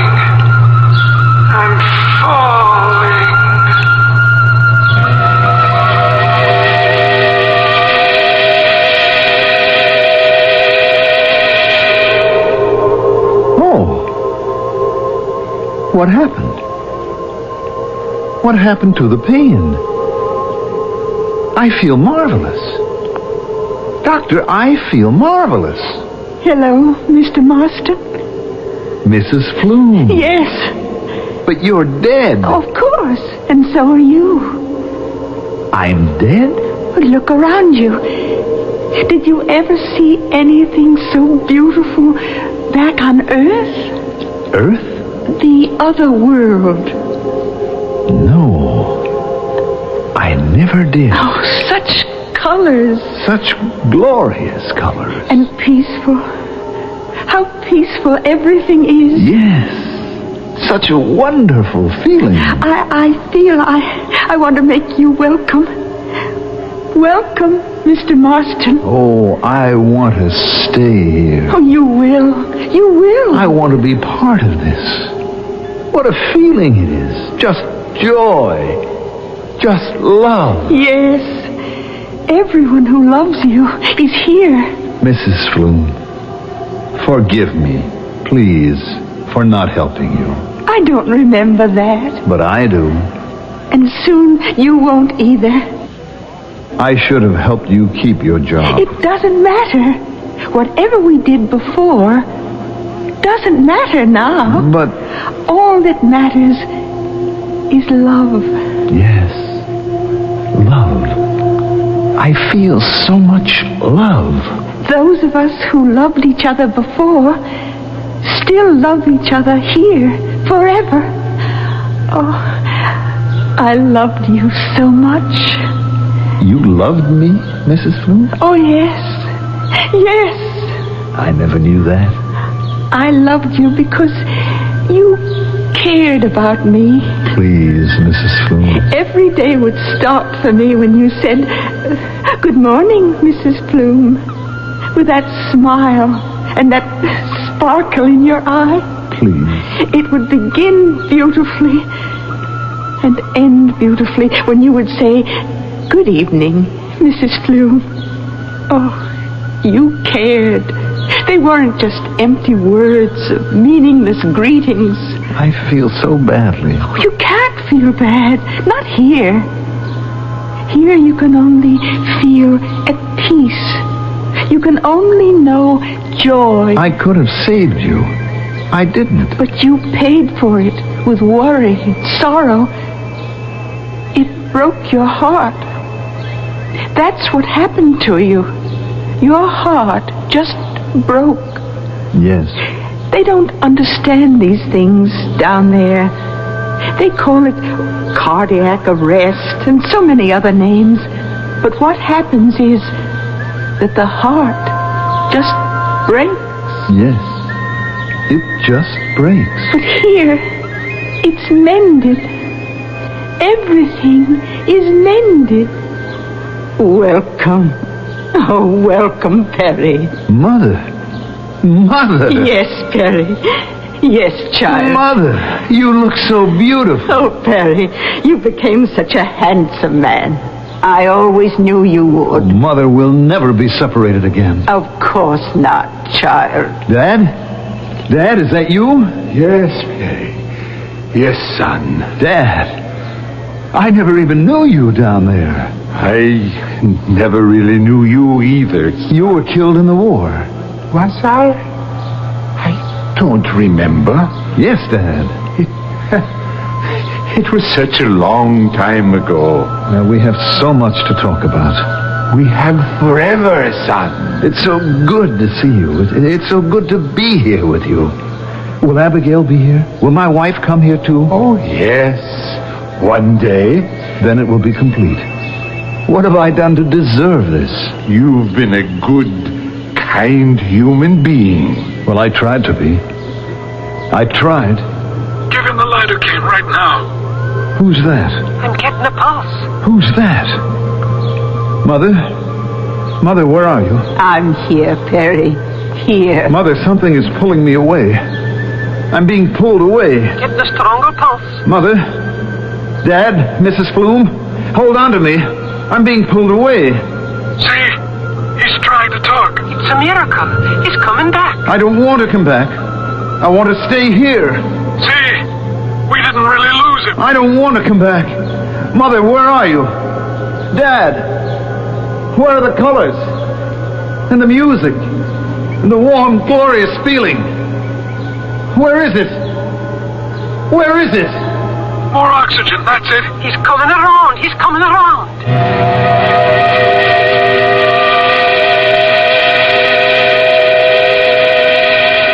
These sounds. The noise. Where am I? Oh, good Lord in heaven. He's back with us. Hello, Perry. Dr. Gordon? Yes. Yes, it's me. Where? Where's what? Nothing. Oh, you had a very rough time. Rough?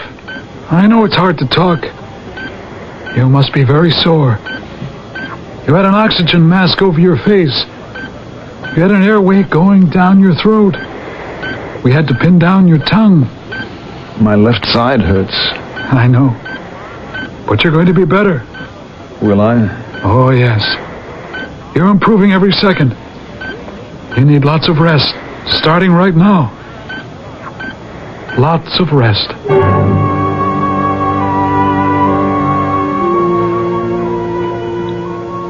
Hi, dearest. How do you feel? No.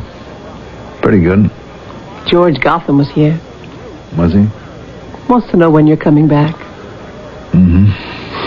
He has to reschedule that match with the Hickman brothers. Yeah. You know, I was in the emergency with you while you were being worked on. I thought you were. They called me from the hospital. But by the time I got there, you were out. Yeah. I even heard some of the nurses saying you were dead. I know. I heard them. I thought you were dead, too. Did you? Yes. In that room, there are all kinds of things going on, you know, beeping and beating and pumping and whatnot. I know. Everything kept going downhill, getting weaker and fainter. And suddenly, for a moment, everything just stopped. Cold. I remember. How could you remember? That's when the nurse said, we lost him.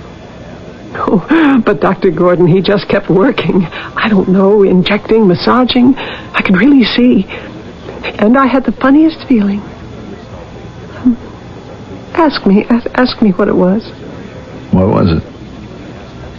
I had this feeling you were fighting against it, that you were resisting it. You didn't want to come back. Is that true? Yes. And it wasn't my imagination? No. I was dead. I'm sure I was dead. And I was in this absolutely magnificent place.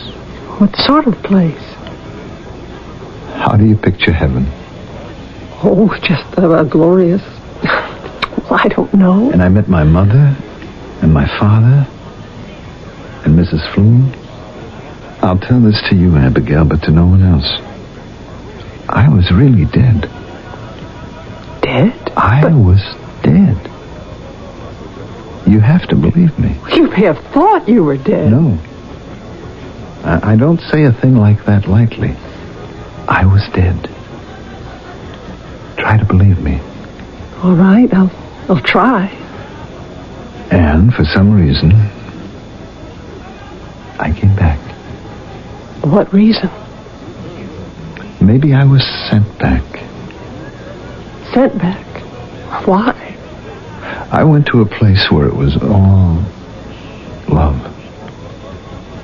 Everything was love. I mean, here, that kind of love has... well, it's just become rare. I might have been sent back to... well, to help encourage that kind of love and create more of it. Can you believe that? Yes, I can believe that. Would you help me? Like to try? Well, there's nothing very big or very difficult about it. We just have to live at peace with everyone around us. That shouldn't be too hard to do. Even if it is, we have to try. There once was a man named Lazarus. He came back from the dead.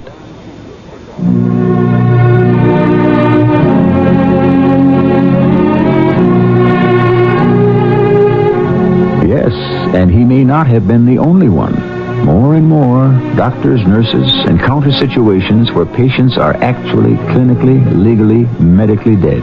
And for some reason, they revive and return. They tell of marvelous things that have happened to them. It has happened often enough for doctors to take note of it and to give it a name, which, appropriately enough, happens to be the Lazarus syndrome. I, too, shall return.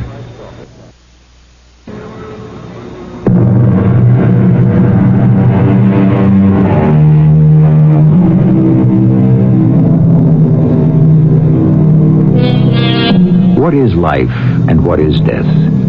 Is it a continuation? Are we on some infinite journey, and is this life a stage along the way? The sophisticated scientist looks at the stars through his modern instruments. The unlettered savage stares at the heavens with his naked eyes. The scientist may see more facts, but does he really know more of the essence of existence? Our cast included Mandel Kramer, Lloyd Batista, Ann Williams, and Bryna Rayburn. The entire production was under the direction of Hyman Brown.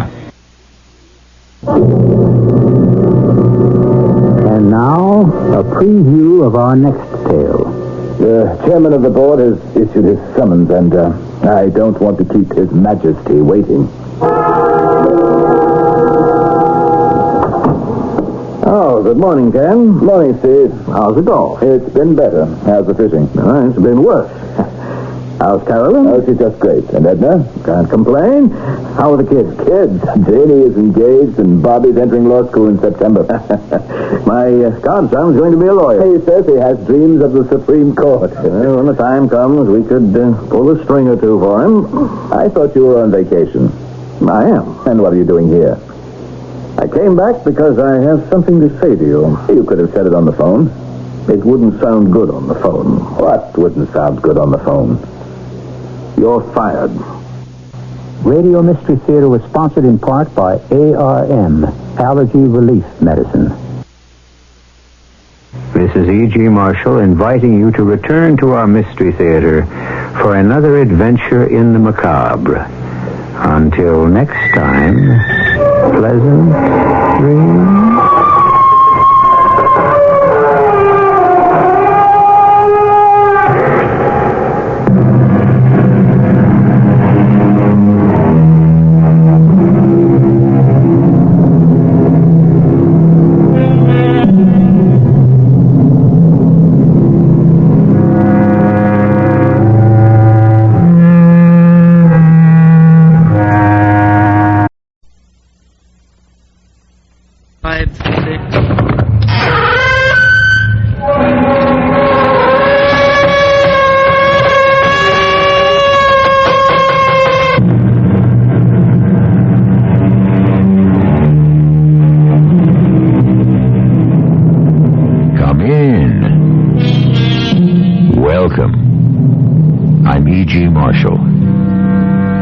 If a man looks sharply and attentively, he shall see his fortune.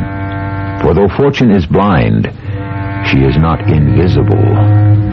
Which means, what? That it is possible to espy the dimensions of one's fate. But isn't the future supposed to be a closed book? True. However, if you can find out where the book is, surely there must be a way to turn the pages. You took all the money from the banks before you killed her. I don't remember. What did you do with all that money? I don't remember. Try. I don't want to remember.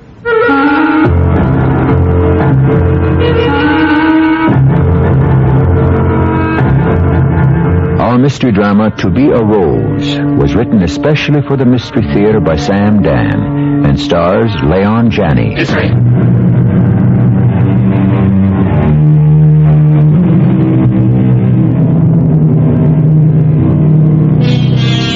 What does she see in him? What does he see in her? These are questions that have enlivened countless discussions since, I suppose, men and women first discovered each other. The whole problem has to do with love. The fact is, we really do not know what love is. Is it mystery? Is the whole business an illusion? There are those who have given their very lives for it. Would you like to meet Curly Quinton? If only we could meet Curly Quinton. I'm afraid Mr. Quinton will be unable to see you now. Visiting hours are from 2 to 4. We enforce this rule strictly.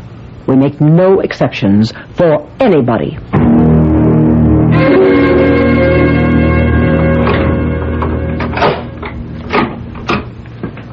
Good morning, Curly. I don't know if it's a good morning, nurse. Well, you can look out your window and see the sun. That don't mean nothing, ma'am. It doesn't? No. Seeing the sun's one thing. I don't tell you the truth. It's being outside and feeling it. Well, you'll be able to go outside soon. How soon? Well, that depends on you. What you got there? You know, your medicine. I'm not going to take it anymore. Now, Curly. I don't aim to swallow any more of them pills. Now, Curly. I don't care what you say, nurse. You know what's going to happen. You do, Curly. I'll have to call Robert and Jerry Lee. Now, you know they're very strong. They'll strap you down and you'll have to take a needle. Now, you don't like that, do you? No, ma'am. Not a bit. But then just swallow these pills. No, ma'am. Curly. You see, if I just meekly take them pills, it means I agree that you're right and I'm wrong. Curly, why don't you just save everybody a lot of trouble? No, I have to fight you. All right, you asked for it. Robert, get Jerry Lee and come in here, will you please? They come into the room. Robert and Jerry Lee. They are big and strong. Now, Curly, one more chance to see reason. But the minute they walk inside, I just sock Jerry Lee in the jaw. It means nothing to him. You might just as well hit an elephant with a fly swatter. They both grab me, and they wrestle me down on the bed. They hold me still. It's like being jammed into a monstrous vice. I can't move a muscle. Then there's the sharp, stinging pain of the needle. That's good. And then... That's fine, boys. And then everything goes numb. I just lay there thinking, trying to think. But everything gets blurry. It goes blank. And I fall off.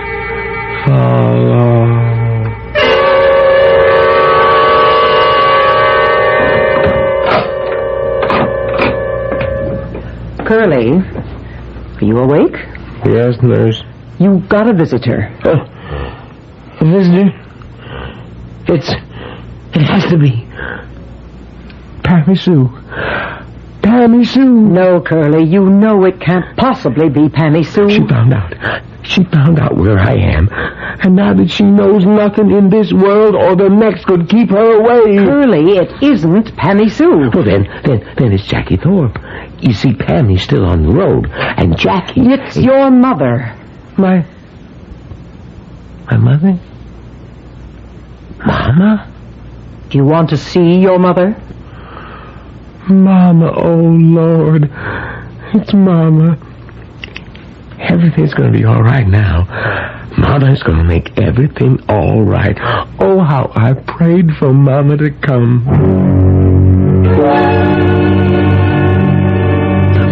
Mama, how'd you ever find me? Son, I'm so glad you're here. Now, son, please. You don't know what they've done to me. They shut me up in this place. Look, they got bars on the windows. I know, son, I know. And you know what they're saying? What terrible lies they're saying? They're saying I killed Pammy Sue. Son, just listen to me for a minute. How could I kill Pammy Sue? She's my wife. I love her. Jackie Thorpe, he's my best friend. Everything's gonna be all right. Mama, you must help me to get out of here. They took away my clothes, but you bring some in. And you have my car parked right out in the street. Son, I can't do that. You mean you're gonna let me stay here? You killed them. You killed the two of them. No. Yes, and you gotta face it. Well, why? Why would I kill them? Because the two of them, they made a fool out of you. Well, don't you say that, Mama. It's the truth. It's a lie. And everybody knew it. Everybody but you. You didn't like her. You never liked her. You hated her. Oh, son, I didn't. You never wanted me to get married. I wanted you to get married, but not to her. Oh, no, Mama. You didn't want me to get married to anybody. You never wanted me to grow up. Son, that isn't true. Yes. Because as long as I was a little boy, you could still be a young girl. A pretty young girl. But once I became a man and had young ones of my own, you became an old lady, a grandma. You're no longer the prettiest gal in Lawton County. Son, I want to help you. You hated them all. All the gals I ever looked at. But Pammy Sue, she's the one you hated the most. I didn't hate Pammy Sue. Then why'd you say I mustn't marry her? Because I could foresee a day like this one.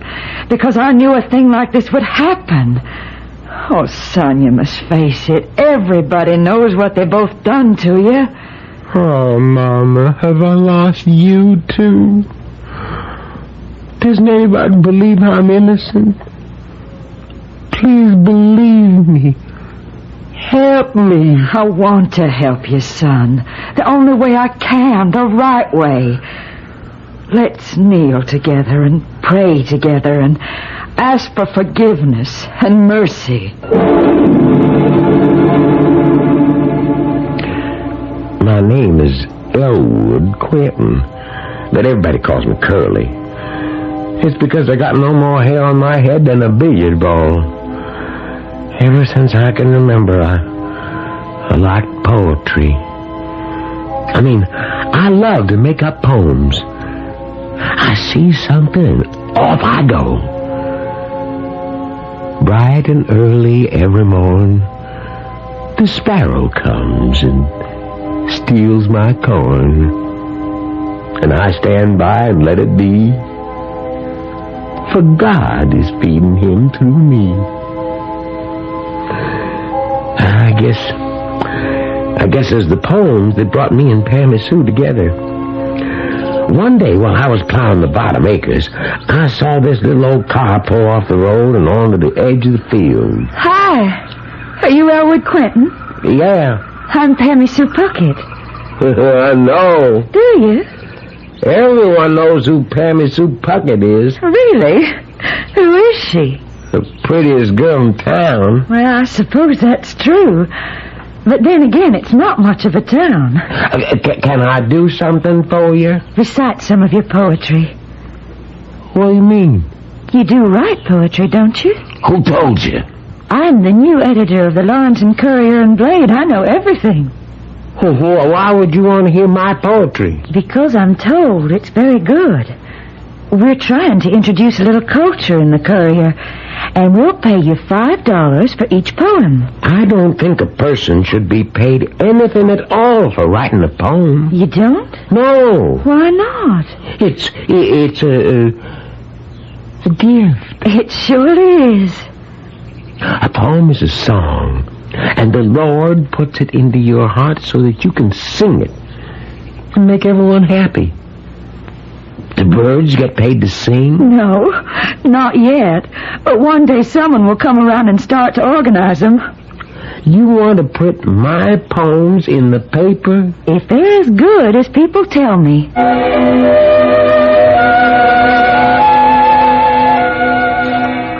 You'll have to fix some fences today, son. I already tended to it yesterday, Mom. You did? Yeah. Wanted to get out of the way. I ain't going to town this afternoon. Any special reason? I think I will have some more pancakes. Why are you going into town? Are there any more blueberry preserves? Is there something you have to do in town? This is the best buttermilk. When you see Miss Pammy Sue Puckett, don't give her my regards. Why do you think I'm going to see Pammy Sue Puckett? Are you saying you're not going to see her? I am going to see her. But that's only because I'm bringing her a poem for the paper. Miss Pammy Sue Puckett's out to become Ms. Pammy Sue Quentin. Mama, what would she want with me? She's wrong for you, son. She's a city girl. She's learned them free and easy ways. Mama, you should see the fellas who are after her. All of them good looking and with money. I don't care who's after her. You're the one she's after. Howdy, Miss Puckett. Hello there, Mr. Quentin. Here's a poem, Miss Puckett. Thank you, Mr. Quentin. I can't tell you how much I enjoy reading your poems. Oh, thank you. Mr. Hawk, our publisher, he enjoys them too. Matter of fact, he says we should pay $10 apiece for them from now on. Well, that's really very nice of him. Do you know something, Mr. Quentin? What's that, Miss Puckett? I love you.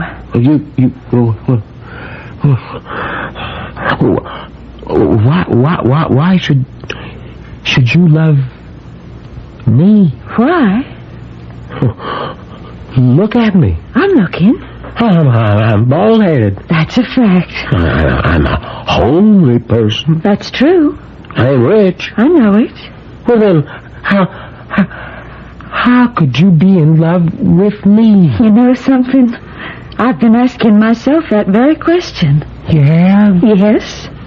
Well, have you come up with the answer? Yes, I believe so.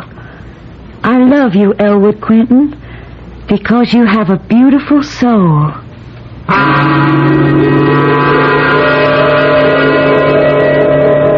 love you because you have a beautiful soul.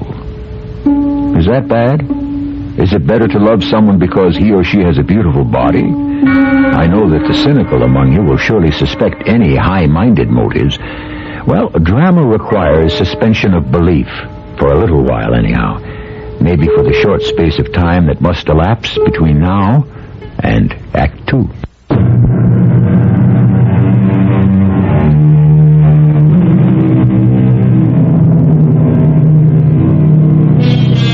If a girl says, "I love you" to a handsome athlete, her statement is accepted without question. However, eyebrows do get raised when she says, "I love you" to a homely poet. What does this tell us about the cultural level of our society? Don't ask me. All I do is tell stories. And this is the story of Pammy Sue Puckett and Elwood Curly Quentin, Beauty and the Beast. Good morning, Curly. Yes, ma'am. I've got your medications here. I see, ma'am. I also got Robert and Jerry Lee with me, in case you're inclined to create a fuss. Yes, ma'am. So, what'll it be? The easy way or the hard way? I refuse to take my medicine, ma'am. All right, boys. You heard him. This is the way it goes every morning. The way it has to go. I have to fight them. I can't give an inch. They're trying to make me believe that I killed Pammy Sue and Jackie Thorpe. And so Robert and Jerry Lee have to beat me down and hold me still till she jabs the needle home. He'll be all right now, boys. I just lie there. And it seems to me she talks to me. The nurse talks to me. Sometimes it's a nurse. Sometimes it's Pammy Sue or Jackie Thorpe or Mama. Curly? I think it's the nurse this time. Curly? They ain't gonna answer. They can't make me answer. No power on earth can make me answer. Curly, I want to help you. You don't want to help me. You killed her and him. Now, why don't you confess it? It's best to say nothing. This woman simply won't understand. You'll stay here for the rest of your life. You'll never again breathe the sweet air of freedom. Remember that, Curly? The sweet air of freedom? It's from that poem you wrote. The sweet air of freedom that blows in the hills. No, I didn't kill him. Curly, you're talking to me. You can fool the police, you can fool the doctors, but I know it's an act. No. Why do you think she married you? For your looks. Please. For your money. You've been talking to Mama. Who knows better than Mama? The poems, Curly. The poems. Yes, she loved the poems.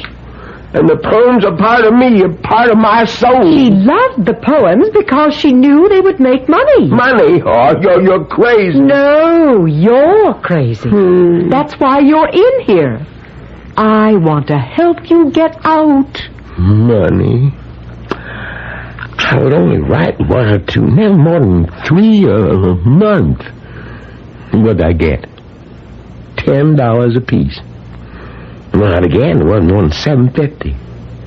That's money? What'd I own? 350 acres that I had to share with Mama and my 4 brothers. Money? Now, relax, Curly. You're fighting the medication. Relax. Don't tell lies about Pammy Sue. Don't you dare tell lies. It's all been in the papers. The papers lie. Is Jenny Thorpe lying? Jackie's wife? Jenny? It ain't true. It's the story she told the reporters. I don't care. Here. It's in the paper. I'll read it to you. I don't want to hear it. Listen. One afternoon, my husband came home. It's a lie. Jackie, I saw you in Bellucci's this afternoon. Oh, really, Johnny? Well, why don't you come over? Well, you were having such a delightful tete-a-tete with this ravishing blonde. It was strictly business. Nice. The little corn-fed. You know what I mean. It's an old college friend. Oh, hey, did she go to college? Yep, graduated summa cum laude. Okay, I'll play straight man. Tell me what she majored in. The romantic poets. No comment. No, she's editor of a backwoods newspaper somewhere, and she needs an agent. Okay, Jackie. No, not for herself. For her husband. Oh, what does friend husband do? He's a poet, I didn't know you represent poets. I'll try anything once. Yes. Well, she left me some of his poems. Here, read. No, I'd rather not. Read, and tell me if I'm crazy. You're crazy as it is. Well, you just read. Well, what do I know about poetry? Read. All right, I'll read. He's 6 feet 5 inches tall. Well, why don't you sell him to a basketball team? No, he's too small. Will you just keep reading? He's thin as a rail. He's bald as a baby's backside. He's got an Adam's apple on him that looks like half a watermelon stuck in his throat. But aside from that, he's very good looking, I'll bet. Well, just read. Oh, I can see it. I can see thousands of kids crowding into college gyms, filling all kinds of stadiums. This is the poet of the people. Hey, Jackie, wait a minute. You know something? Some of this isn't really bad. Yeah, and there's something in the way he reads it. Now, here, she left me a cassette. Yeah, I want you to listen. Bright and early every morn, the sparrow comes and steals my corn. And I stand by and let it be, for God is feeding him through me. Well? You know, I think you've got something, Jackie. Properly packaged, properly promoted. This is $1 million property. I don't believe it. I don't believe it. Look, the date of the newspaper. When did it happen? In March. A month before you married Pammy Sue. Pammy Sue was making sure Pammy Sue wasn't going to trust her own judgment. I wish they'd let me alone. I wish they'd all let me alone. The police, the doctors, the nurse, Mama, Jenny Thorpe. Pammy Sue and Jackie, I didn't kill them. They ain't dead. They just ran off together.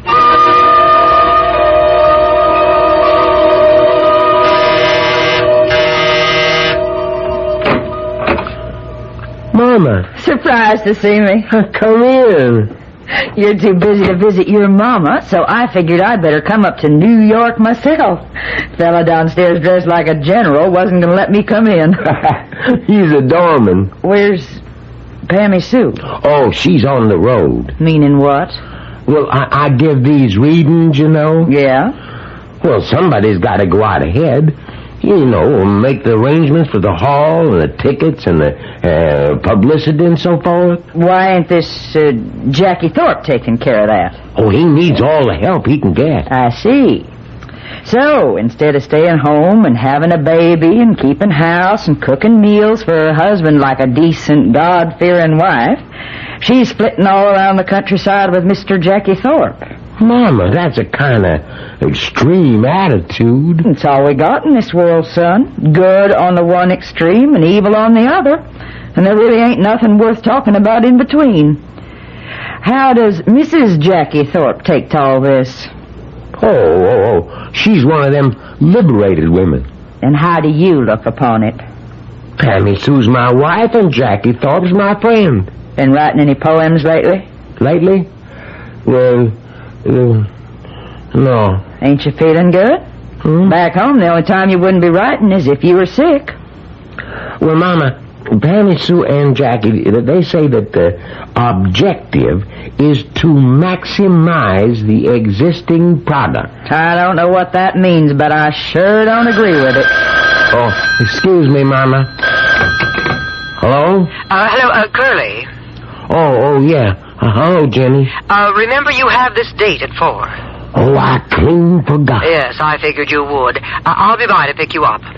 Yeah, but I don't know what all to say on the TV. I'll tell you what to say. But listen. Now, wear a checkered shirt and denim pants. Why? Because it looks, well, you know, farmery. Well, I'm not going out on a tractor. You should always look as if you just got off a tractor. And have that big red bandana kerchief. Now, I'll be by in 15 minutes. I see. What do you see? Pammy Sue goes on the road to take care of Jackie Thorpe, and Jenny Thorpe stays home to take care of you. It isn't that way at all. Why don't you come home? Oh, now, Mama, you got to excuse me. I have got to get ready for this TV show. You don't know what this appearance is going to do for my career. Why don't you come home? I can't. Why not, Elwood? Why not? I wouldn't care if you was happy, but you're not. Admit it. You're not. All right, I'm not. Then come home. Come home. I ain't written a new poem in a year. Then come home. I can't. I've been corrupted, Mama. My heart used to beat faster after I'd write a poem. But now I'll be on that TV program and the host will say, our special guest is the poet of the people. He has come down from the mountains to give us a breath of the sweet air of freedom. Rejoice with Curly Quentin and feel at one with nature and the harmony of the universe. And just what does all that mean? It don't matter. But I can feel the people reaching out to me, and a chill goes down my spine. And the applause, oh, Mama, there can't be sweeter music even in heaven. Come home, son, before it's too late. I can't, Mama. I can't.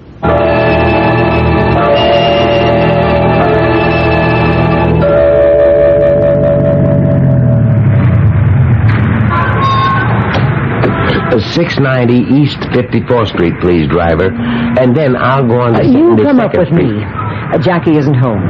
Oh, but Jenny... Darling, you were marvelous. Your career has taken on an entire new dimension. Curly. Yes? Put your arm around me. Huh? Oh, whoa. What's the matter? Don't you want to? Why? Because it's the first step. Oh, Jenny, You know something, Curly. You and I, we're overdue. Overdue? For what? Oh, darling, don't carry it too far. After all, no one can be that much of an apple knocker. Don't like nature. Human nature. I'm a married man. Well, I'm a married woman. Your husband, Jackie Thorpe, is my friend. Pammy Sue Quentin is my friend. So what? So what? Well, so what do you think Pammy Sue and Jackie are doing right now? It's, 5:30. Well, they're having cocktails. And they'll go out to dinner. They'll take in a show, and then... Pammy Sue? Jackie? Why? They wouldn't... They wouldn't? Why wouldn't they? Why? I don't believe it. And do you know what else? Pammy Sue and Jackie are totally convinced that we are spending the evening the same way. It's a lie. It's a lie. Oh, well, I'll tell you what. Have the driver take us to LaGuardia Airport, and we'll get on the next plane to Chicago. We'll go to the hotel, and we'll see for ourselves at first hand what the arrangements are. I can't believe that. Obviously, you have to learn things the hard way. Tap on the glass and tell the driver to take us to the airport. Well, I'm waiting.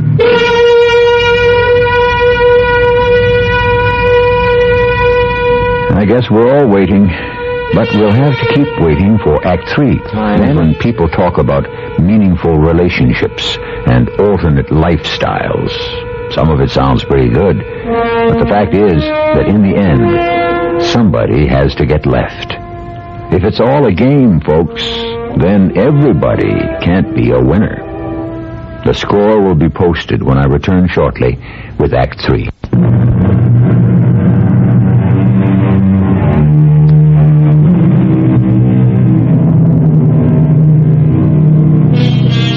There are many writers and artists and composers who were born and bred in the big cities, but a great number are country boys. Had they stayed at home, they would have remained field hands, store clerks. It would have been early to bed and early to rise, and Ben Franklin to the contrary notwithstanding. They may have become healthy and wise, but wealthy? Never. Most of the country boys who come to the big town soon become city boys. But Curly Quentin? Oh, no. Confess, my son, confess. It'll clear your mind. And your mama will take care of you. Curly, darling, listen to me. Your career hasn't even started. You've already made thousands of dollars, but this is just the appetizer, the first course. The real banquet hasn't even begun. You and I will be married, and I'll take such wonderful care of you. You can tell me the truth, Curly. You can tell me, because I know it. I know you, Curly. I know you better than anybody else does. Let me take care of you. Not just for now, but later, when they let you out of here. You'll be a free man, and I'll take great care of you. And you'll also take care of the money. All of you. It's the money that's done it, the money. That's what every one of you is after. That's all any of you ever wanted from me.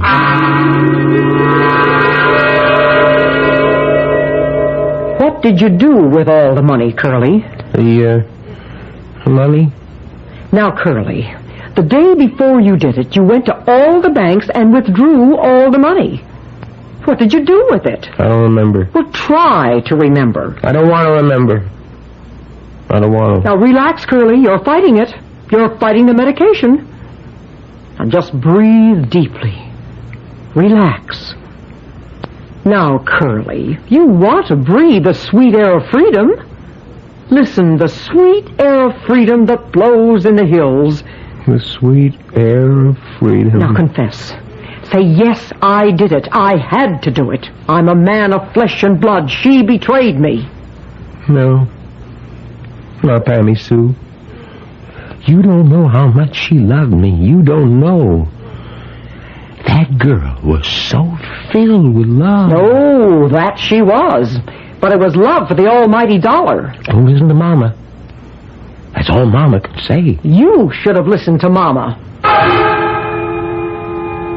Listen to me, son. No, I won't hear a word against her. You don't know Pammy Sue like I do. She has a heart of gold. She surely does. It's all gold. Hard, cold gold. And that's all she can ever think about. Gold. That's all she can love. No, Mama. She loves me. Is that a fact? Look in the mirror. Go ahead and look. Answer me. How could she love you? Your mama's right, Curly. That's why Pammy Sue married you. For fame and fortune. You don't know. How can you know, any of you? How could you know what it was like when Pammy Sue and me were alone? Only I know. Only I know.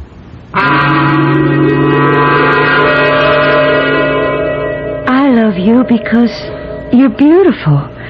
You have a beautiful soul. You can't see a person's soul. Oh, yes. It shines out of him. But you are really beautiful. I know, but I'm beautiful where it can't last. Don't say that. You'll be beautiful till the day you die. So will you, Pammy Sue. So will you. No, long before that time it'll all have gone. All the beauty.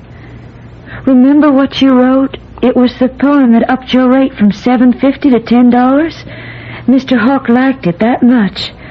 The rose, so lovely at the dawning, keeps its beauty for the morning. It fades beneath the midday sun. At evening time, its life is done. Remember that poem? How can I forget it? It's my poem. Remember what it means. I know what it means. Tell me. The life of a rose is very short. Beauty dies quickly. Yes. Yes, I guess so. And because a rose cannot live long, What? It gives its pollen freely. I'm not sure I understand. What are you saying? Nothing. I just want you to know I love you.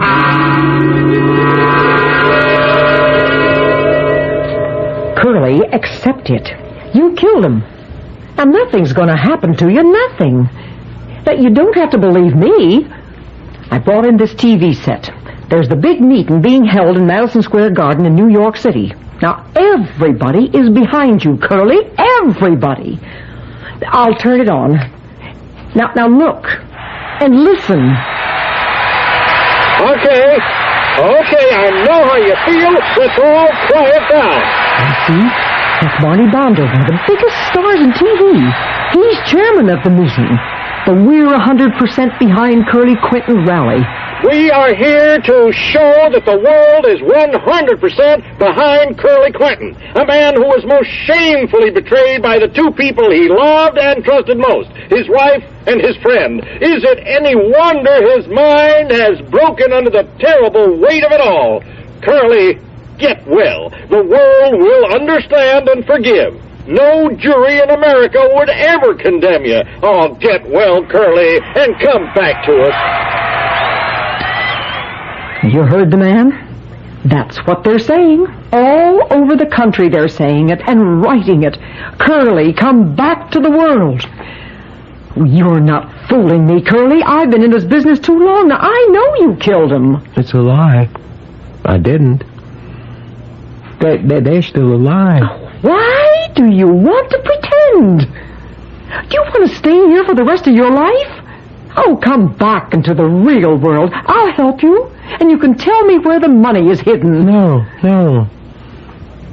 I have to wait here for Pammy Sue. Pammy Sue is dead. You killed her. Your doorman remembers calling the cab. The cab driver remembers taking you to the hotel. The elevator man remembers taking you to the floor. And the man in the store remembers selling you the gun. Curly? Yes, Curly. Pammy and me, we couldn't help ourselves. What are you going to do with that gun? Please, Curly? You first, Jackie. No, Curly. My name is Elwood. You killed him? Yes. Are you going to kill me, too? Yes. Why? Because you broke my heart. No, Curly, don't. Let me live. I can't. You lied to me. You said you loved me. I do. Why couldn't you have left me alone? You were so beautiful. I was happy just to look at you, just to dream of you. I could have stayed where I was. Why did you take me away from the sweet air of freedom that blows in the hills? Don't kill me, please. I want to live. You kill me, Pammy Sue. I'll never breathe that air again. No, don't. Pammy Sue. Why did you shoot me? Well, I had to. Why? I'd have died soon enough. Anyhow. I'm sorry. I'd have died soon enough. You wrote that poem. It was about me. The poem? The rose, so lovely at the dawning, keeps its beauty for the morning. It fades beneath the midday sun. At evening time, its life is done. You wrote that for me. I asked you if you knew what it meant, and you said you did. But you didn't. I did. I do. No. You can write about a rose, but you don't know what it is to be a rose. Only I know. You be all right. I'll get a doctor. No. I want you to listen, please. While I still have the strength to say it. Listen to me, please. This is room 1602. Now you gotta hurry. You get a doctor, an ambulance, the police. I know, because I'm a rose. Now don't you try to talk. Did you ever notice how so many bees buzz around the prettiest rose? Don't talk, no. She refuses none of them. Because she knows she must live for the moment. The moment is all she has. Now, Pammy Sue, I won't hear another word. I want you to hear my last word, Elwood. Thanks to you, I never lived to see my beauty fade away. I was beautiful till the day I died. Pammy? Pammy Sue? Open up in there. Pammy Sue? Hey, come on, open over there. What's going on there? Open the door. Pammy Sue, you're not dead.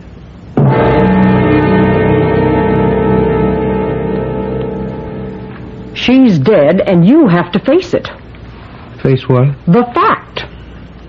I suppose it's a fact. Then what do I have to face? What? Well, nothing. Nothing? Well, nothing is going to happen to you. You mean I won't be punished? You say I committed murder. Well, it was because your heart broke. Your mind snapped. You didn't know what you were doing. But if I did it, I must have known what I was doing. Till you tell it. I knew enough to buy a gun, to get a cab, to go to the right hotel, to take the elevator to the right floor, to go to the right room. But you don't remember all that. That's right. I don't. Because it never happened. Oh. I didn't kill Pammy Sue or Jackie Thorpe. And they're alive still. You keep talking that way, Curly, and you'll be kept here forever. Do you want me to say I killed them? Yes. Killing is a crime. Against the laws of God and man, isn't it? Yes. Then I should be punished. For a long time. I should not be allowed to breathe the air of freedom. Well... But you say I will not be punished. I will even be a kind of hero. On my hand will be the double bloody mark of Cain, but no one will want to punish me. Curly, you do want to get out of here. No. No? Well, you'll rot in this place. If there is no one out there who has the wisdom or the courage to punish me for my crime, then I must punish myself. Oh, you are crazy. Of course. That's why I must stay here. And I will stay here until Pammy Sue comes to set me free.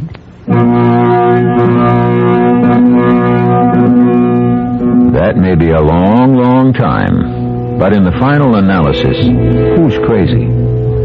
Curly's basic folly is that he happens to be a completely honest man. Who was it that went searching the streets with a lantern to find an honest man? Diogenes? Whatever would he do with one if he found him? Well, you'll find me right back here very soon.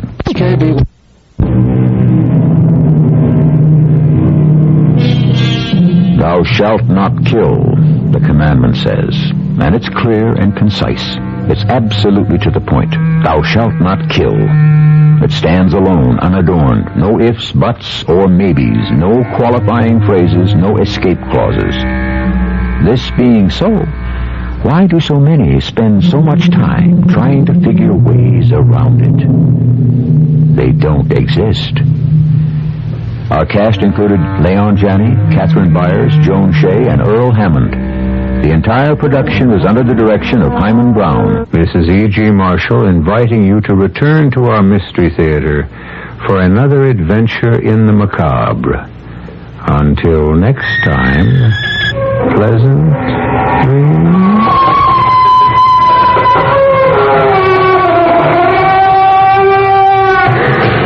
White Sox Station, Sports Radio 78, WBBM, Chicago.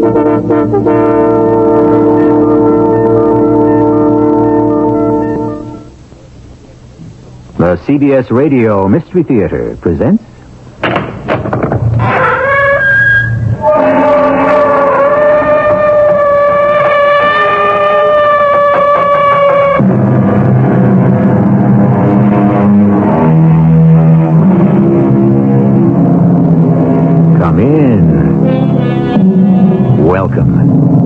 E.G. Marshall. Music, it is said, has charms to soothe a savage beast, to soften rocks, or bend a knotted oak. For so many of us, music has provided so much happiness and comfort. And yet, so often, music, even the most divine music, has failed to soothe or soften or even comfort the very people who created it. Isn't it a mystery that so many of those gifted composers who wrote such heavenly melodies often felt they were living in hell? Hector, what are those? What do they look like? Double-barreled pistols, my friend. But why? I have 4 bullets. One for the scheming mother, one for the faithless trollop, and one for the fat fool for whom she betrayed me. And the 4th bullet? That's for me. You mean you'll kill yourself? Ferrand, would you rather I was sent to the guillotine?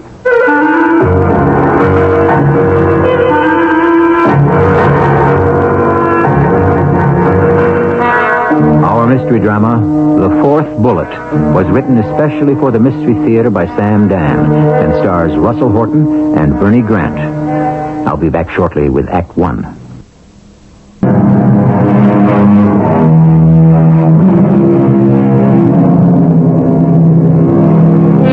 Ask any successful person, what is the secret of your success? And the answer will usually be timing. Timing makes all the difference between failure and success. What was the wrong move yesterday may be exactly the right move for today. And so, the wise time their actions with one eye on the calendar and the other eye on the clock. But of course, the most important timing of all is beyond our power. Regardless of how talented or brilliant we happen to be, there is one thing none of us has the power to decide, and that is when we shall be born. And so often, that makes all the difference in the world.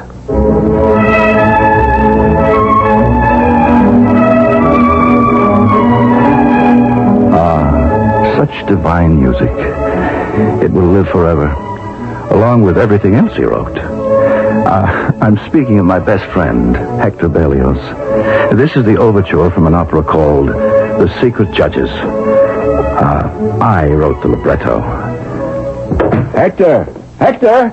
Are you at home? Hector! Ah, Ferrand! What are you doing here? What am I doing here? We had an appointment. Did we?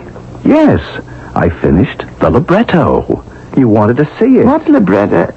Oh, that's right. The Secret Judges. Well... Don't tell me you've lost interest. No, my friend, not at all. I'm fascinated more than ever by the whole dramatic idea. This court of secret judges in medieval Germany which dispenses a summary justice of its own. What was it called? The PEM. Yes. And do you know, there are those who say it still exists to this day, even in this enlightened year of 1830. Hector, here it is. Do you want to read it? Oh, I can't at the moment. I'm leaving for Italy.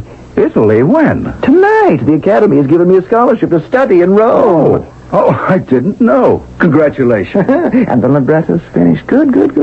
I shall take it with me and write it in Rome. Rome, the eternal city. Hector, I wanted to talk to you about something. Of course you do. We must have a long discussion. Yes, but when? Tonight. But you're going... I'm not leaving Paris till after dinner. Come with me. I'm going to dine with the Countess Moke. Yes, but I haven't been invited to dine. You're with me. I have to have dinner there tonight. Why? Because I'm in love. Yes, dear friend. I'm going to marry the Countess's daughter, Camille. And what made you fall in love with Camille Moke? When I heard her play a Rhapsody by Franz Liszt. So the sense of what you're saying, then, is that you fell out of love with one and in love with the other. Exactly, my friend. But how do you know you're not in love with the music? Oh, Ferrand, look at the divine face of Camille Moke and tell me that.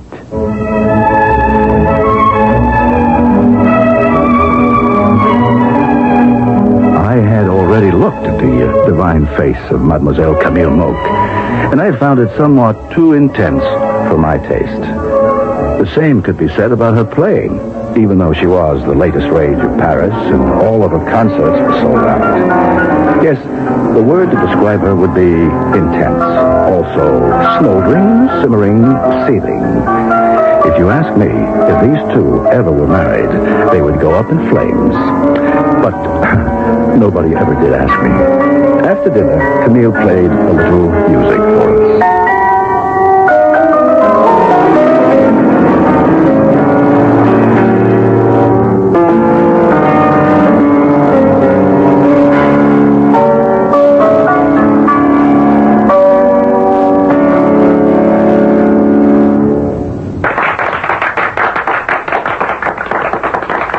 Magnificent, superb. Isn't she marvelous, Ferrand? I congratulate you, Mademoiselle Camille. My adorable Camille, our lives shall be spent with music. My beloved Hector, you shall write the notes, and I shall make them come alive. My angel, my adored one. Oh, my precious. My love. These exchanges continued despite the fact that they were not alone in the room. Oh, I didn't count. To Hector, I was more or less like another piece of furniture. But among others, there were the Countess Moke and a thin gentleman called Ignaz Pleyel. Monsieur Pleyel seemed quite upset, and obviously the Countess wasn't giving him very much comfort. Are they not the most adorable looking couple? Oh, don't you think he is the most handsome gentleman in Paris, Monsieur Pleyel? He has the most magnificent brow. Truly, a creative artist's forehead. But of course, he leaves for Italy tonight. Did you know that? He will be away for a year. Who knows what can happen? Especially when a girl is young and impetuous. Look at her, monsieur. She is a flower that must be constantly nourished by love. Have you the heart to leave her to languish on the vine? Seize the day, the hour, the moment. Remember, absence makes the heart go wander. Direct that searching heart toward yourself.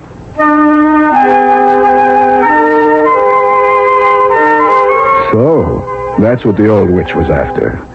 To my friend Hector's face, she was as warm as the summer sun, gentle as the spring rain.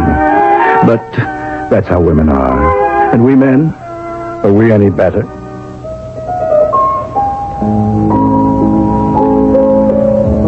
How brilliantly she plays, Countess. My dear Hector, this is your inspiration at work. It is your noble spirit that moves her. How can I leave her? But you must. Fame, fortune, glory await you in Italy. Perhaps I shall not go. Go. And return as one of the immortals. Already they speak of you in the same tone reserved for Mozart, Beethoven, even Bach. But Bach didn't write operas. Which is why you shall surpass him in greatness one day. How proud I shall be to call you my son.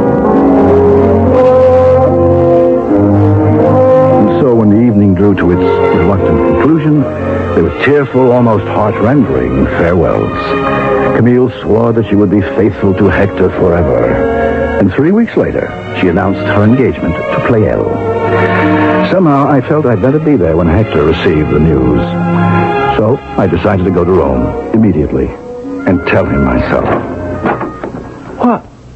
It's Ferrand. Hello, Hector. What good wind blew you to Rome? Come in, come in. Oh, I'm so happy to see you. I'm not even one bit disappointed. Disappointed? Oh, that you're not the post. I've been waiting all these days, all these weeks for a letter. Oh?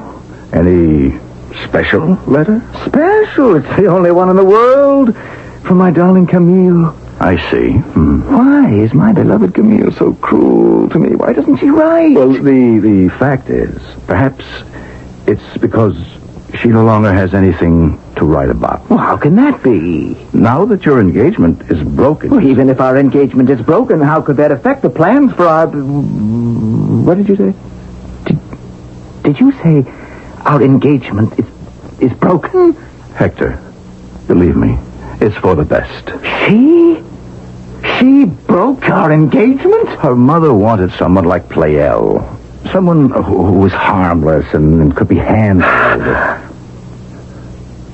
I want to be alone. So they used you to make him jealous, to force his hand. I must be by myself. Oh, Hector, if there's anything I can do.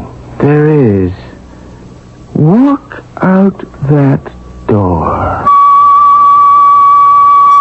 I was frightened.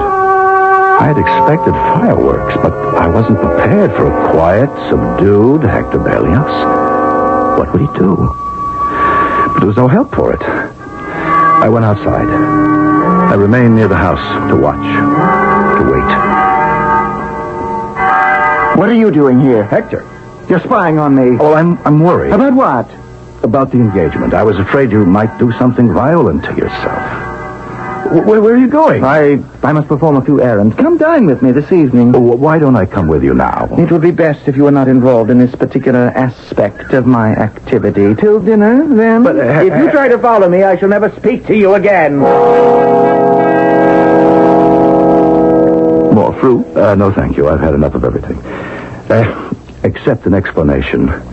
Hector Berlioz, what are you up to? Permit me to open this wooden box. This may explain. What are those? Well, what do they look like? Pistols. 2 double-barreled pistols. That's because 4 shots are needed. 4 shots? One for the evil genius behind the plan, the mother. The second for the perfidious daughter. The third for Monsieur Pleyel. I've been wounded by these vulgar people. I have every right to restore my honor. But murder, Hector. I'm willing to pay the price. What price? I have 2 double-barreled pistols, 4 shots. 2 for the women, 1 for the man, and the 4th one for me. You're going to kill yourself? Ferrand, would you rather I went to the guillotine? Oh, I would rather you forgot the whole business. My friend, I am a Berlioz. And you intend to walk into the Countess's salon and simply commence this gunfire? Oh, no, it cannot be done simply. They know me, these harpies. They expect me to come back. They fear my vengeance. They'll take precautions. I should never be permitted to set foot in the house as Hector Berlioz. Then the thing's blown up right there. You couldn't even get into the house, which is the only place you could be sure of finding all of them together. I cannot get into the house, I said, as Hector Berlioz, but I can get in as someone else. Who? As the Marchesa di Forli Speranza. Who is the Marchesa di Forli Speranza? You like her? I just made her up. Now, you know what a frightful snob Countess Moke is. She loves to collect all sorts of titles. So, I shall call at one of her soirees. I shall be admitted. I shall be announced. And once inside, I shall produce my 2 double-barreled pistols from where they've been hidden in my voluminous skirts. Oh, that reminds me, voluminous skirts. We need a dressmaker. We need a dressmaker? You haven't been paying attention. I must have a complete wardrobe created for the Marchesa di Forli Speranza. Well, not complete. A gown for when I shall call on the Countess Moke, and a traveling costume. A traveling costume? Of course. Are you going to travel? Dressed as a woman? I shall travel as the Marchesa di Forli Speranza. Yeah, but why? Even if you intend to go through... If? You don't have to dress up as a woman until you're about to enter the Countess's house. Hector Berlioz, pretending to be the Marchesa di Forli Speranza, would never be admitted inside. Therefore, I must become the Marchesa. Oh, but Hector... Not another word. Those who are not with me are against me. Now, where do you stand? I'm with you. Good. It's not the first foolish thing you've ever done, but it may very well be the last.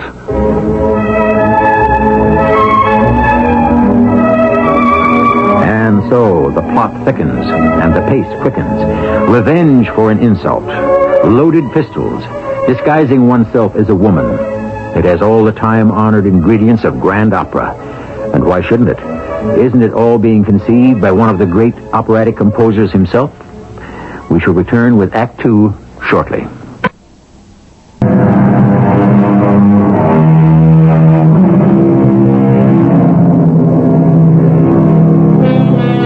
He seems a bit flaky, this Hector Berlioz. And you may think we're taking poetic license, but the fact is, he was quite a singular character. And he did live in a very floridly romantic age. Remember, his contemporaries were Byron and Keats and Shelley and Poe, and a great many others who insisted on marching to the beat of their very own drummers.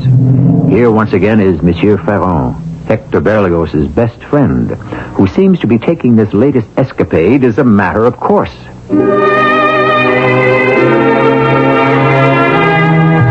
Yes, well, he had every intention of disguising himself as a woman and traveling to Paris to kill 3 people, and then himself.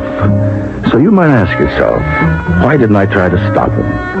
My answer, how could I?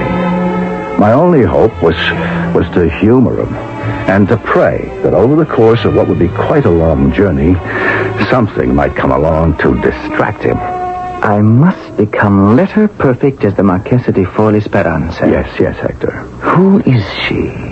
Think. What sort of woman? What are her tastes? Oh, Hector, after all, how... We are creating a character, my good Ferrand. You talk as if this were theater. Well, of course it is. When I present myself to the major domo at Countess Moke's establishment as the Marchesa di Forli Speranza, shall I not be playing a part? And unless I believe in the character, as every good actor must, my audience will not believe me. Now, to begin, I must shave closely. Now, then, I shall be posing as a woman of 30. What colors suit my personality? What is my personality? You would think he was composing an opera. Well, whether he knew it or not, he was.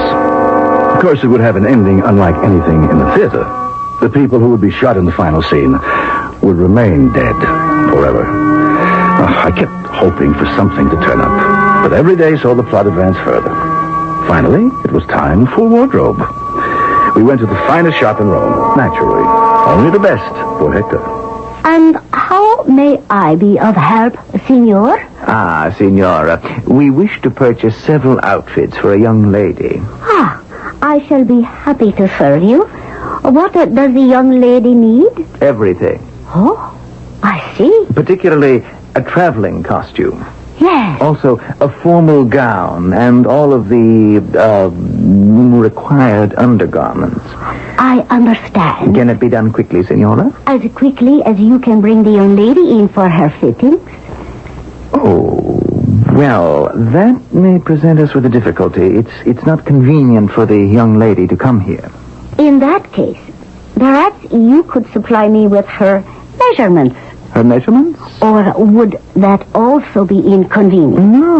As a matter of fact, we could do that right away. Do you happen to have them with you? Actually, you might say that I have them on me. Signor? You see, the young lady and myself, by a coincidence, happen to have the same measurements. Exactly? The same measurements? You might add an inch or two, or perhaps 3 to certain parts of the basic costume. Oh, yes. I suppose I could. Good. Shall we begin?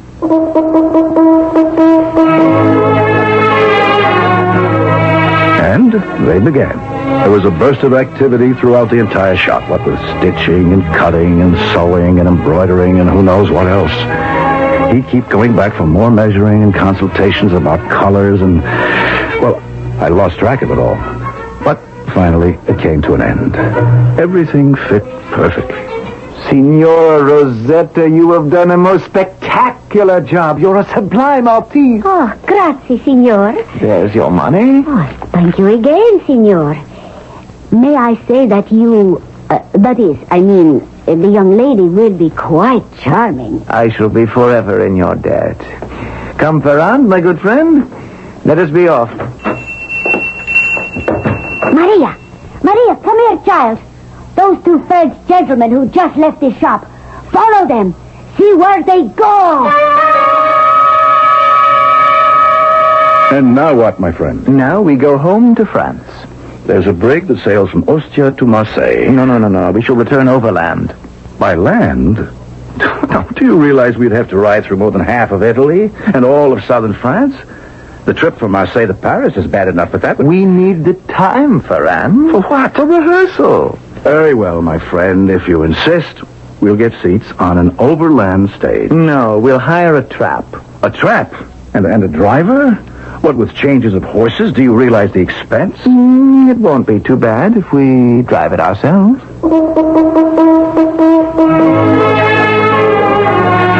What was the use? He would have his way. We hired a trap. It was small, it was uncomfortable. The roads were narrow and needed repair, deserted for the most part. And we could never make real time because we had to keep stopping to rehearse. Now, let us play the entire scene again. Go ahead. The major domo opens the door. I tell him I am the Marchesa di Forlì Speranza. He bows, he admits me. He passes me along to an usher who conducts me to the reception room.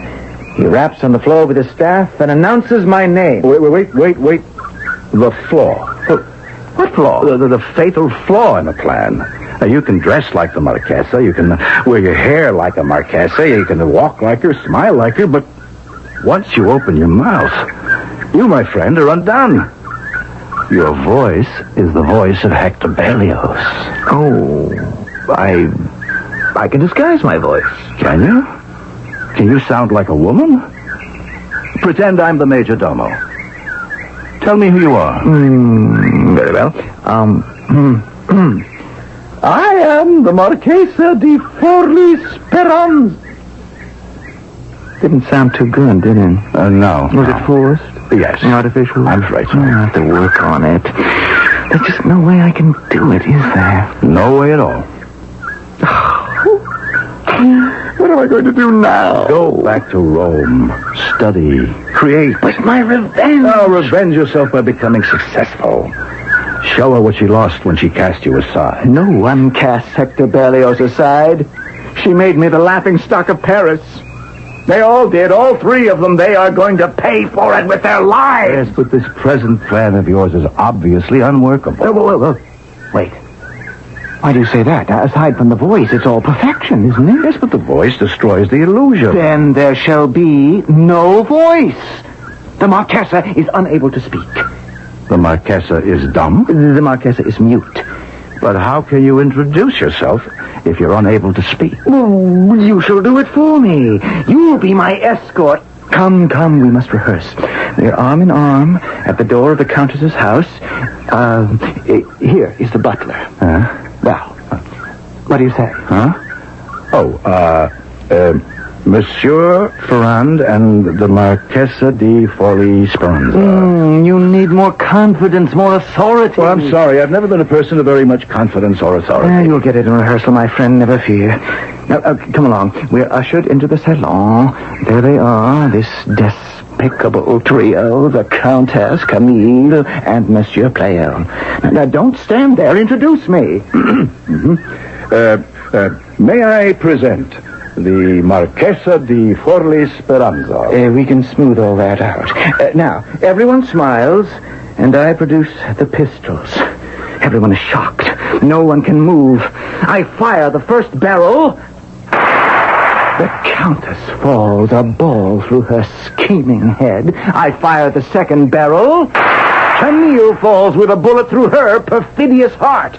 I drop the first pistol. I bring the second to bear. I pull the trigger. Foolish Pleyel falls mortally wounded. And now, as everyone watches in horrified silence, I simply kill myself. Now, let's do it again.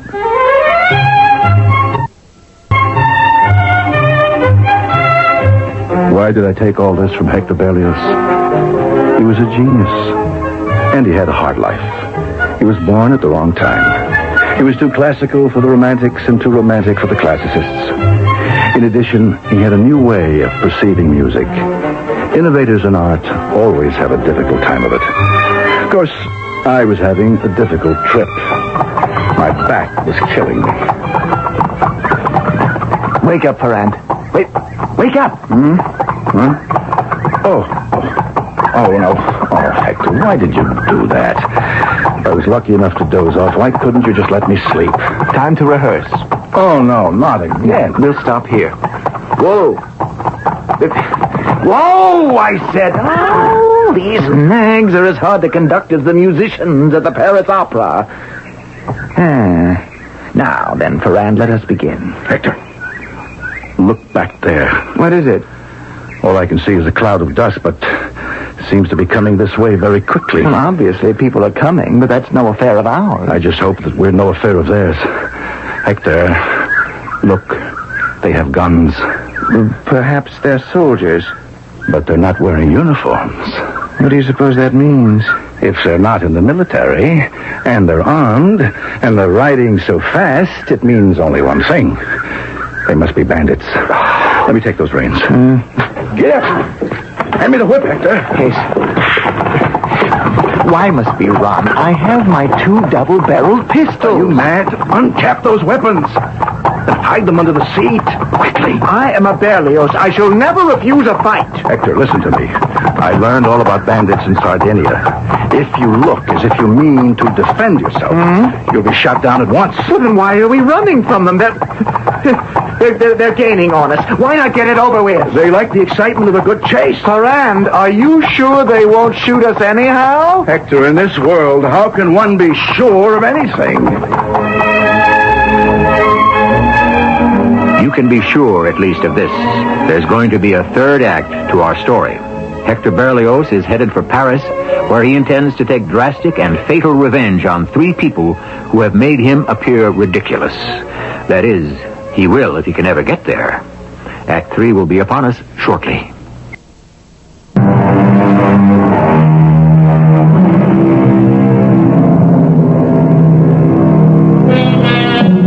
Here we have one of the great composers of the 19th century, Hector Berlioz, a man whose artistic immortality has already been established. And what is he doing? He is disguised as a woman, and he is driving at full speed down a back road in rural Italy, being hotly pursued by a gang of highwaymen. Can you go any faster, Ferrand? They're gaining on us. No, I think it's time we stop running. They may become angry and start shooting at us. But can't I fire at them? Perhaps I can scare them off. Please, Hector, they mustn't know we're armed. Ho! Ho there! What are we going to do now? You mustn't say a word. Not a word. I shall try to appeal to their sense of chivalry. Here they come. Well, try to look frightened. You mean I don't look frightened now? I'm scared out of my wits. Try harder. Well, what have we here? Good day to you, senor. A better one to you. May I have your money? Oh, certainly, senor. And to whom do we owe this opportunity to share our wealth? I'm called Il Pardo. You ever heard of me? Who hasn't heard of the leopard? Who is that beauty sitting there beside you? Huh? It's my wife. What is your name, my exquisite signora? She cannot speak. She cannot speak? For what reason? She suffers from an illness.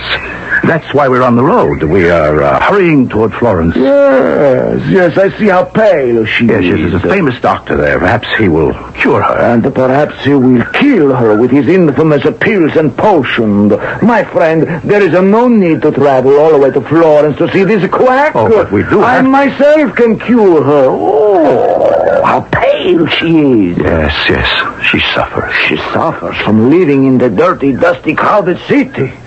She suffers from lack of fresh air to breathe, spring water to drink. Although this is a rather delicate subject, it should be obvious she is withering away because of lack of affection. But we can remedy all these deficiencies here in our healthful mountains.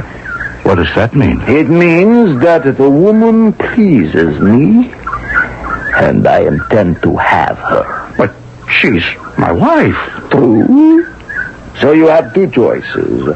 You can sell her to me, or you can fight me for her. Fight? But you wouldn't want her. Why not? Oh, because, well, she may not be everything you think she is. She is everything and more. I will have this woman. Come down, my magnificent blossom. Let me sweep you into my saddle. We shall ride to paradise together. But you wish to be paid? Very well. I shall let you keep your money, your baggage, your horses. Fair enough? More than fair. And my beloved, come to me. Soldiers, run! Dogs! They sniffed me out. Another time, my angel. We shall meet again. Head across the fields, men! Saved. We're saved, Moran. Yes. We've been delivered from these brigands. Doesn't this prove that Providence is with us? We are destined to succeed. Oh, sir, I want to thank you for saving our lives. Don't thank me so quickly. You may have been better off with the bandits. You are under arrest. Arrest? What's the charge? Espionage. But we're not spies. Silence! You will be given a fair trial before we hang you. It was a long, slow, terrifying journey back to Rome. We weren't permitted to say a word, not even to each other. We were taken to a grim-looking building. We were surrounded by serious-faced soldiers. Bring in the woman. A woman! If only you would allow us to explain. Silence! You are the Signora Rosetta. Yes, Colonel. And these are the men? Oh, these are the men. And that is my dress he is wearing. And I didn't steal it. I paid for it. Silence! Continue. Why should a man wish to dress as a woman? I asked myself. Suddenly, the answer became clear. He must be a spy in the service of the King of France. But that isn't true. Basta, Signor. You will be given your opportunity. Now, do you deny that you are a Frenchman? I proclaim it. Therefore, does it not stand to reason that you are a spy? Why does that stand to reason? All Frenchmen are spies. But I, sir, am Hector Berlioz. Who is Hector Berlioz? I am a composer. I never heard of you. Ask at the Academy. I don't know anyone at the Academy. I don't hold much with composers. But you could ask Paganini. My instinct tells me that you are an agent. Hold. Did you say Paganini? Ah, now there is a musician for you. Well, ask him. He'll identify me. Very well. But if you are not who you say you are, you can expect to be looking at a firing squad in the morning. A firing squad? Would you rather be hanged? Send for Signor Niccolo Paganini. And so they finally ran him down. And Signor Paganini came in as diabolical-looking and sardonic as ever. They said he was in league with the devil. Only Satan could teach a man to play a violin at such speed. And he looked at Hector without blinking an eye, as if it were absolutely normal for anyone to go about dressed as a woman. Yes, this is Berlioz. You are certain? Yes, I commissioned him to write the viola concerto for me. It wasn't much good. That's a lie. It was excellent. You're complaining because your part wasn't big enough. What am I supposed to do during a half of it?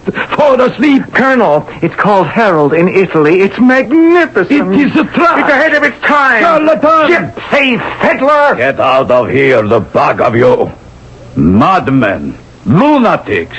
What is this? An insane asylum?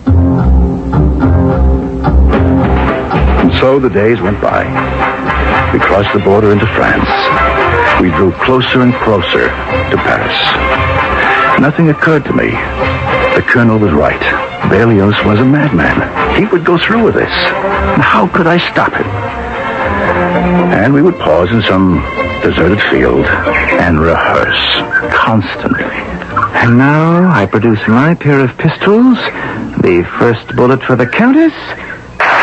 The second for Camille, the third for the fool, and the fourth for me. Very good. Let us ride on, my friend. Hector, I was hoping... For what? For a return of reason. Are you saying I've lost my reason? Well, I thought this long ride might have made you reconsider. Never. I'm resolved, Ferrand. There's a slogan in the Berlioz family. The stain of an insult can only be washed away by blood. But then, what washes away the stain of the blood itself? I am not concerned with that. Why didn't I report him to the police? What can I say? I was completely under his spell. I knew him as the greatest genius of his time. I prayed with all my heart that something at the last second would turn up to avert this tragedy. But we arrived in Paris, and we went to the house of the Countess Moke, and we were admitted as Monsieur Ferrand and the Marchesa di Forli Speranza. She's always at the piano, the minx. Hector. Quiet. Soon she'll be finished. And her mother and that oaf will join her. And then you will present me. Hector, for the last time, please. My mind is made up even more strongly than ever. You hear? She finishes. Found her. She does play well.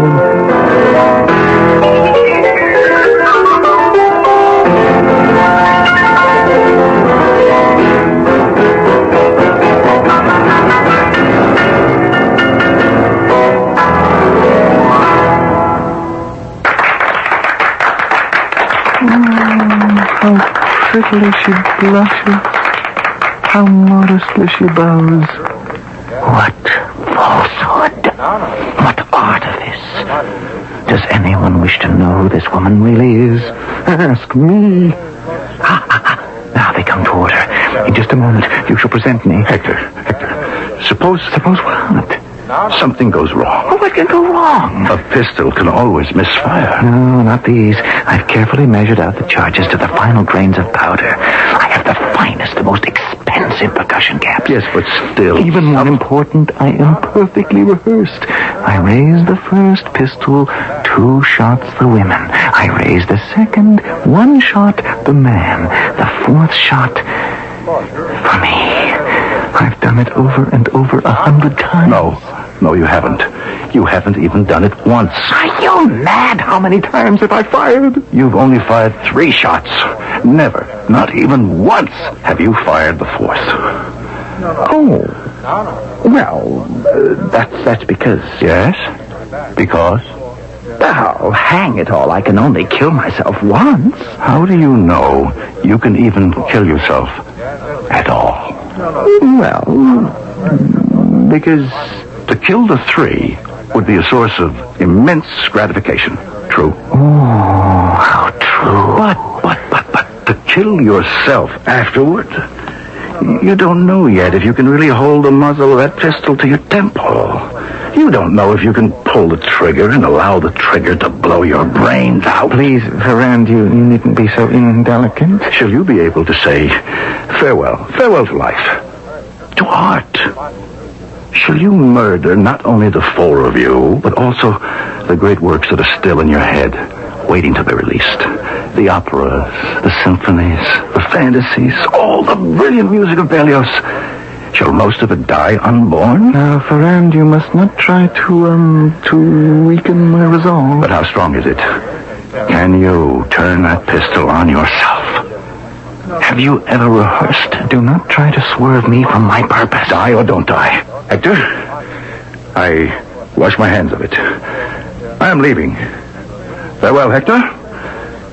Goodbye forever. Wait, Ferrand, wait! For what? Looking at her, getting up from the piano with that simpering smile? This is your queen of beauty? Your angel of delight? What can I do? I love her still. After what she said. Remember what she said last time we were in this house? My darling Hector, she said, you shall write the notes, and I shall make them come alive. She said that? She will breathe life into my divine music? Why, that fumble finger... Why not tell her yourself? Here they come now. Mama, daughter, and the fool. Ah, Monsieur Ferron, do please introduce us to the lovely Marquise. All Paris is talking about her. I can introduce myself. That voice. Why, It's a fool named Hector Berlioz who came here to put you out of your misery. But now I say unto you, suffer! Endure a lifetime of agony and stupidity and arrogance. Do you see these pistols? Oh, my... You cannot have the blessed relief from these precious bullets.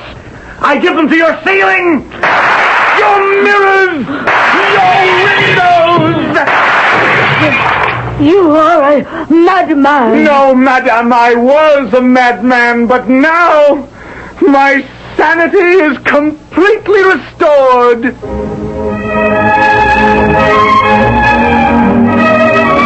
That remark might have inspired differences of opinion among his contemporaries, but then again, if you were to rate sanity on a scale of 1 to 10, where would most of us place? And what did our story prove? Quite possibly that these illustrious people whom we tend to set up on pedestals have feet of clay, just like the rest of us. However, my feet, even if of clay, shall bring me back here shortly. You've got it.